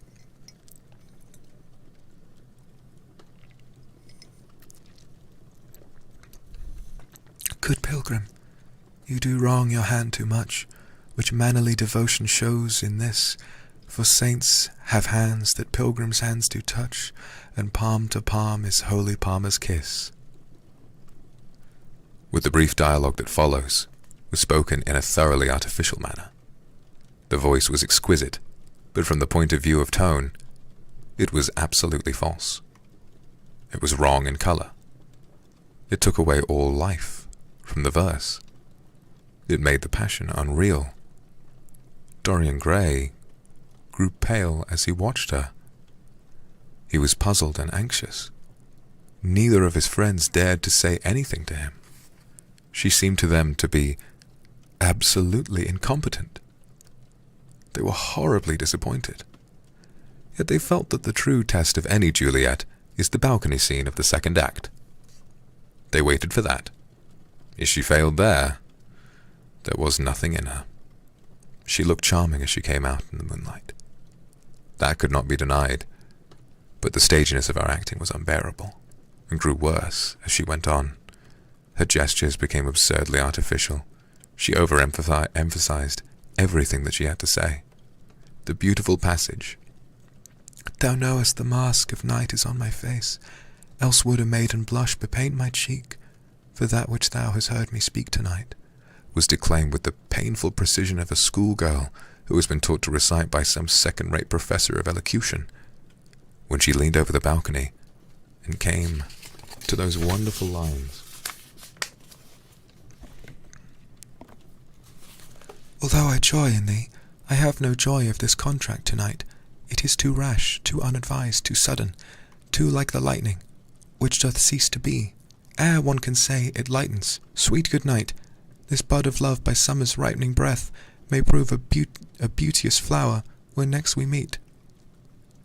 She spoke the words as though they conveyed no meaning to her. It was not nervousness.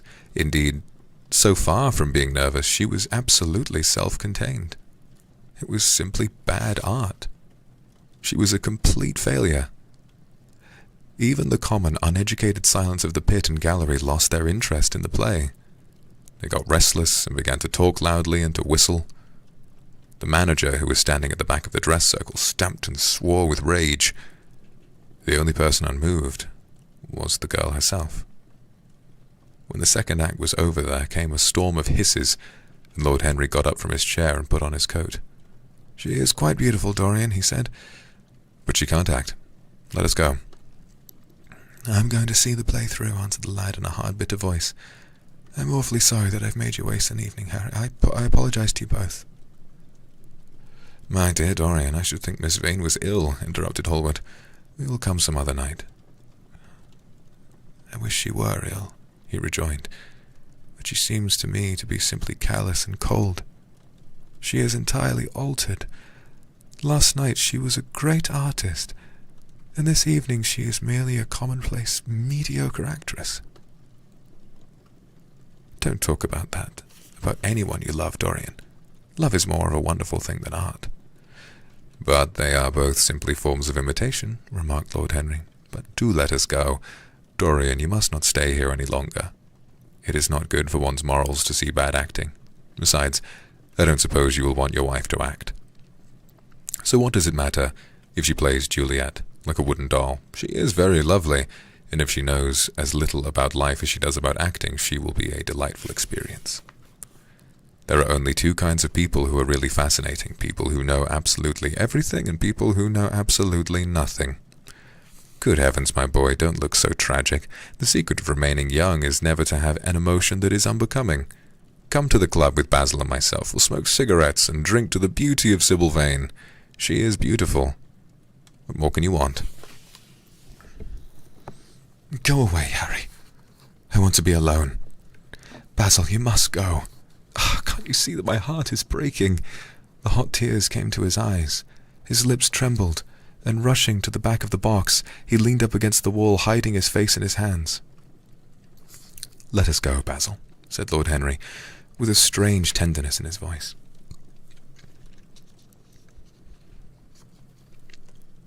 And the two young men passed out together.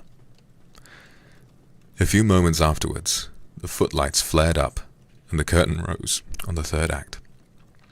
Dorian Gray went back to his seat. He looked pale and proud and indifferent. The play dragged on and seemed interminable. Half of the audience went out, tramping in heavy boots and laughing. The whole thing was a fiasco. The last act was played to almost empty benches. The curtain went down on a titter and some groans. As soon as it was over, Dorian Gray rushed behind the scenes into the green room. The girl was standing there alone, with a look of triumph on her face. Her eyes were lit with an exquisite fire. There was a radiance about her. Her parted lips were smiling over some secret of their own. When he entered, she looked at him, and an expression of infinite joy came over her. "How badly I acted tonight, Dorian," she cried. "Horribly," he answered, gazing at her in amazement. "Horribly. It was dreadful. Are you ill? You have no idea what it was. You have no idea what I suffered."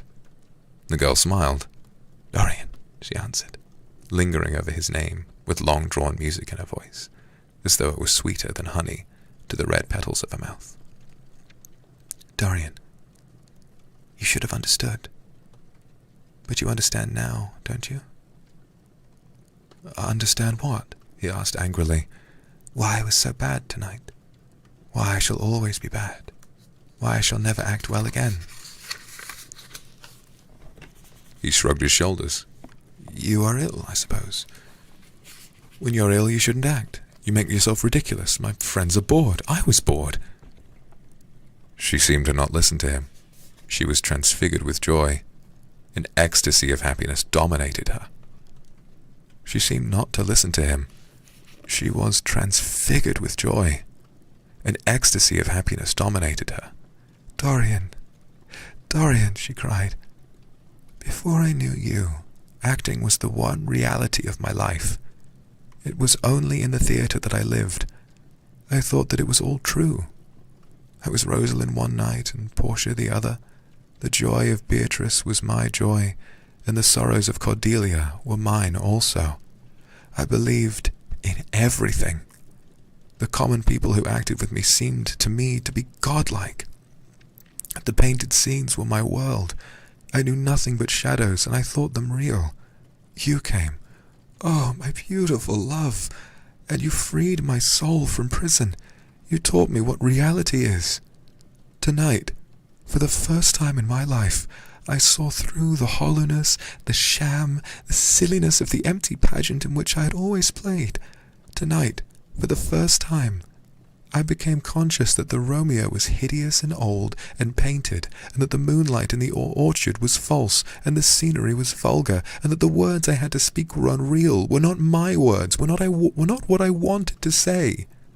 You had brought to me something higher, something of which all art is but a reflection. You had made me understand what love really is. My love, Prince Charming, Prince of Life. I have grown sick of shadows.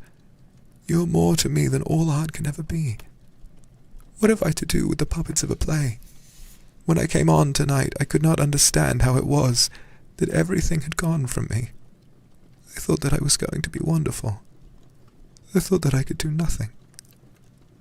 Suddenly it dawned on my soul what it all meant. The knowledge was exquisite to me. I heard them hissing, and I smiled. What could they know of love such as ours? Take me away, Dorian. Take me away with you where we can be quite alone. I hate the stage. I might mimic a passion that I do not feel, but I cannot mimic one that burns me like fire. Oh, Dorian, Dorian, you understand now what it signifies. Even if I could do it, it would be profanation for me to play at being in love. You have made me see that. He flung himself down on the sofa and turned away his face. You have killed my love, he muttered. She looked at him in wonder and laughed. He made no answer. She came across to him, and with her little fingers stroked his hair. She knelt down and pressed his hands to her lips.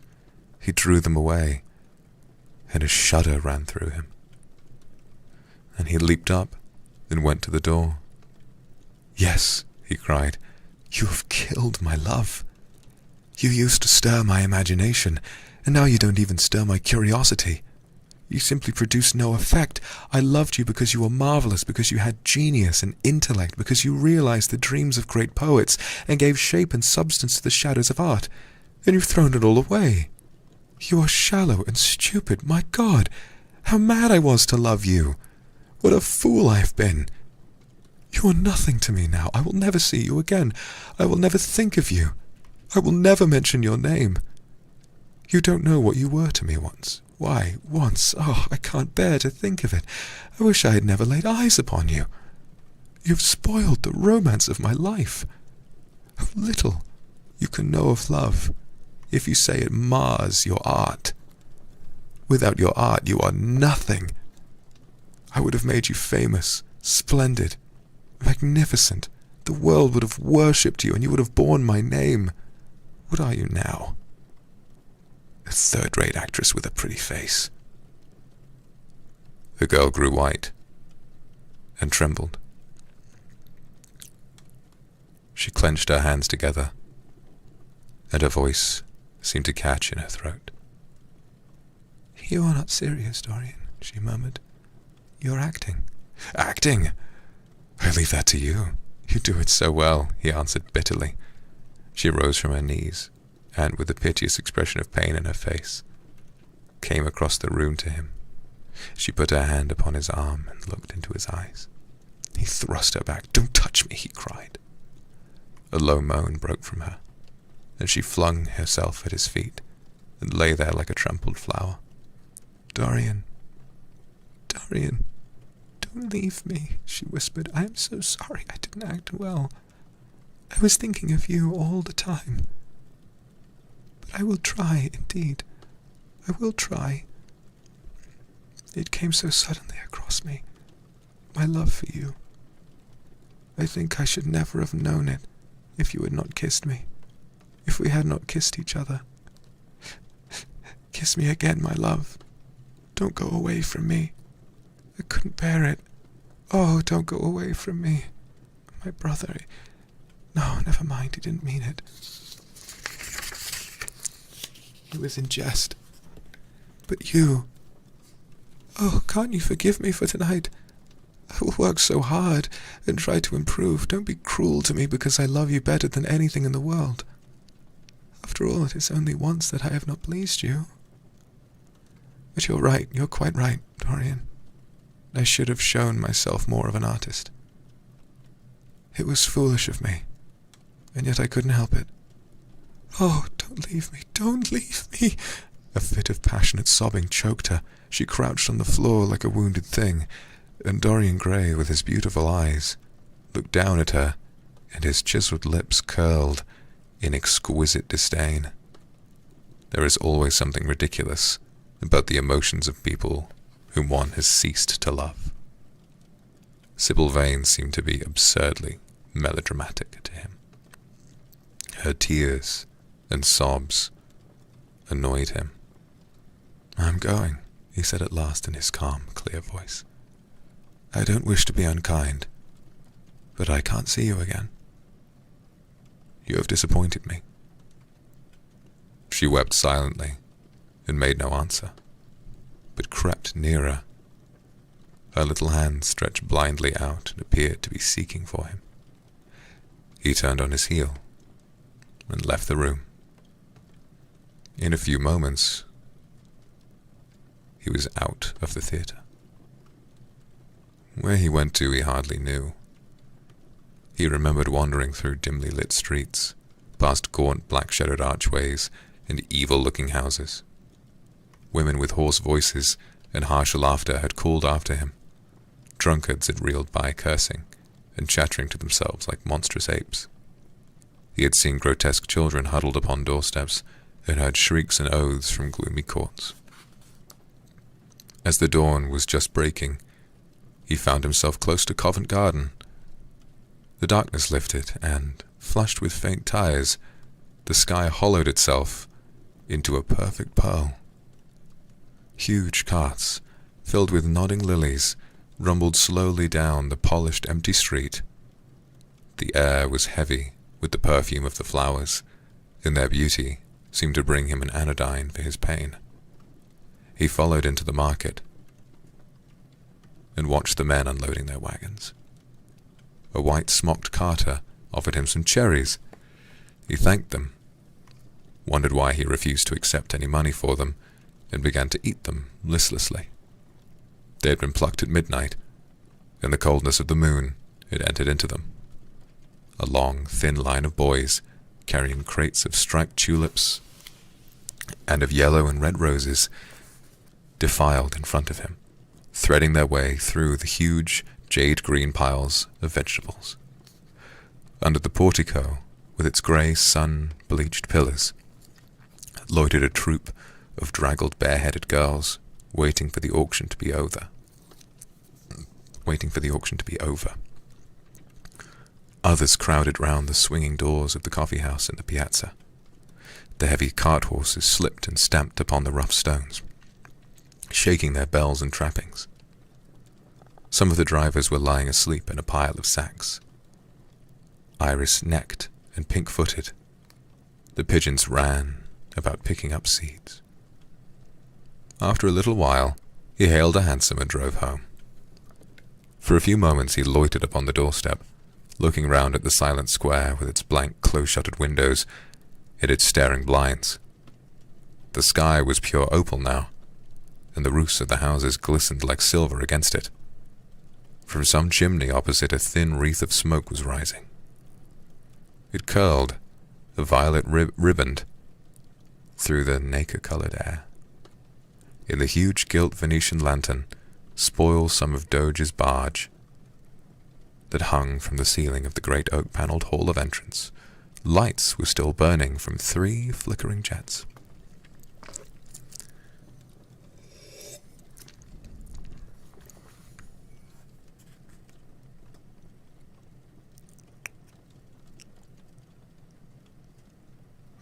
Thin blue petals of flame they seemed, rimmed with white fire. He turned them out, and, having thrown his hat and cape on the table, passed through the library towards the door of his bedroom, a large octagonal chamber on the ground floor that, in his newborn feeling for luxury, he had just decorated for himself, and hung with some curious Renaissance tapestries that had been discovered, stored in a disused attic at Selby Royal. As he was turning the handle of the door, his eye fell upon the portrait Basil Hallward had painted of him. He started back, as if in surprise, and then went on to his own room, looking somewhat puzzled. After he had taken the buttonhole out of his coat, he seemed to hesitate. Finally, he came back, went over to the picture, and examined it. In the dim arrested light that struggled through the cream-coloured silk blinds, the face appeared to him to be a little changed. The expression looked different. One would have said that there was a touch of cruelty in the mouth. It was certainly strange. He turned around and, walking to the window, drew up the blind. The bright dawn flooded the room and swept the fantastic shadows into dusky corners, where they lay, shuddering. But the strange expression that he had noticed in the face of the portrait seemed to linger there, to be more intensified even. The quivering, ardent sunlight showed him the lines of cruelty round the mouth as clearly as if he had been looking into a mirror after he had done some dreadful thing. He winced and, taking up from the table an oval glass framed in ivory cupids, one of Lord Henry's many presents to him, glanced hurriedly into its polished depths. No line like that warped his red lips. What did it mean? He rubbed his eyes and came close to the picture and examined it again. There were no signs of any change when he looked into the actual painting, and yet there was no doubt that the whole expression had altered. It was not a mere fancy of his own. The thing was horribly apparent. He threw himself into a chair and began to think. Suddenly there flashed across his mind what he had said in Basil Hallward's studio the day the picture had been finished. Yes, he remembered it perfectly. He had uttered a mad wish that he himself might remain young and the portrait grow old, that his own beauty might be untarnished and the face on the canvas bear the burden of his passions and his sins, that the painted image might be sacred with the lines of suffering and thought, and that he might keep all the delicate bloom and loveliness of his then just conscious boyhood. Surely his wish had not been fulfilled. Such things were impossible. It seemed monstrous even to think of them, and yet there was the picture before him, with the touch of cruelty in the mouth. Cruelty. Had he been cruel? It was the girl's fault, not his. He dreamed of her as a great artist, had given his love to her because he had thought her great. And then she disappointed him. She had been shallow and unworthy, and yet a feeling of infinite regret came over him as he thought of her lying at his feet, sobbing like a little child. He remembered with what callousness he had watched her. Why had he been made like that? Why had such a soul been given to him? But he had suffered also. During the 3 terrible hours that the play had lasted, he had lived centuries of pain, eon upon eon of torture. His life was well worth hers. She had married him for a moment, if he had wounded her for an age. Besides, women were better suited to bear sorrow than men. They lived on their emotions. They only thought of their emotions. When they took lovers, it was merely to have someone with whom they could have scenes. Lord Henry had told him that, and Lord Henry knew what women were. Why should he trouble about Sybil Vane? She was nothing to him now.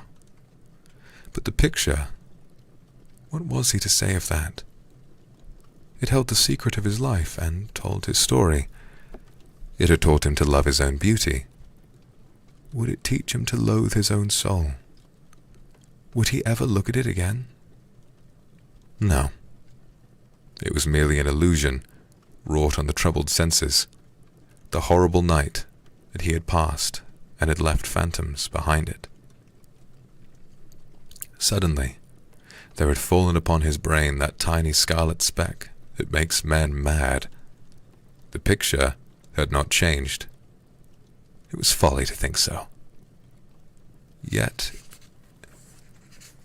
it was watching him, with its beautiful marred face and its cruel smile. Its bright hair gleamed in the early sunlight. Its blue eyes met his own. A sense of infinite pity, not for himself, but for the painted image of himself, came over him.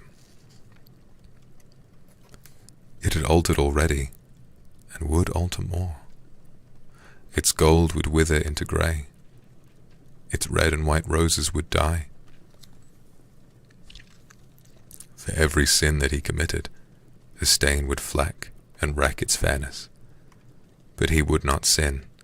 The picture, changed or unchanged, would be to him the visible emblem of conscience. He would resist temptation. He would not see Lord Henry any more, would not, at any rate, listen to those subtle poisonous theories that in Basil Hallward's garden had first stirred within him the passion for impossible things. He would go back to Sybil Vane, make her amends, marry her, try to love her again. Yes, it was his duty to do so. She must have suffered more than he had. The fascination that she had exercised over him would return. They would be happy together. His life with her would be beautiful and pure. He got up from his chair, drew a large screen right in front of the portrait, shuddering as he glanced at it. How horrible, he murmured to himself, and he walked across the window and opened it. When he stepped out onto the grass, he drew a deep breath. The fresh morning air seemed to drive away all his somber passions. He thought only of Sybil. A faint echo of his love came back to him. He repeated her name over and over again.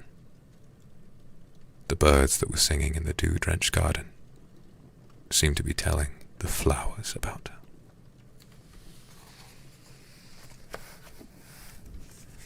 And that ends chapter 7.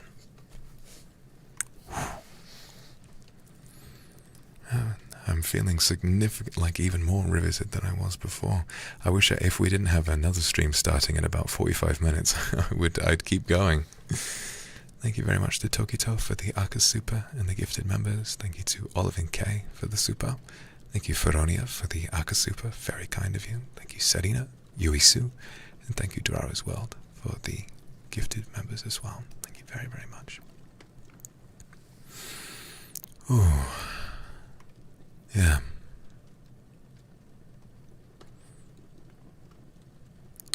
It's definitely a very tragic story, because as cruel and as terrible as Dorian is, and thank you very much, as cruel and as terrible as Dorian is being to Sybil, it's not as though sometimes love doesn't die, and I think there's tragedy in that as well, when you can sort of anticipate and fear how much you stand to hurt someone else. I think the issue here is perhaps that in that moment Dorian didn't consider her feelings at all. And is he going back now because he's considering her feelings? Somewhat. Or maybe he is just as cruel as he acted, and perhaps seeing that picture change, the little look of cruelty, or perhaps realizing that the picture would continue to wither, he started to feel afraid. So is he going back out of love and out of pity, or is he going back out of fear? And I remember Basil saying, or not Basil, Henry, saying something about fear being sort of a motivator in love. So it's definitely a very interesting story. Kirihara Akira, thank you very much for the Akasupa. Thank you very much. And Miaobing and Nana77, thank you very much. Tender Dream, thank you very much as well. So I'm afraid that's all we've got time for, but I am absolutely riveted by this story, and so I'd very much like to continue it again next week. We are through 7 of 20 chapters, and it looks like, judging by the number of pages, of course there was a long foreword at the beginning, but I'd say we're about almost halfway through. I think there are 20 chapters left, so that would make sense.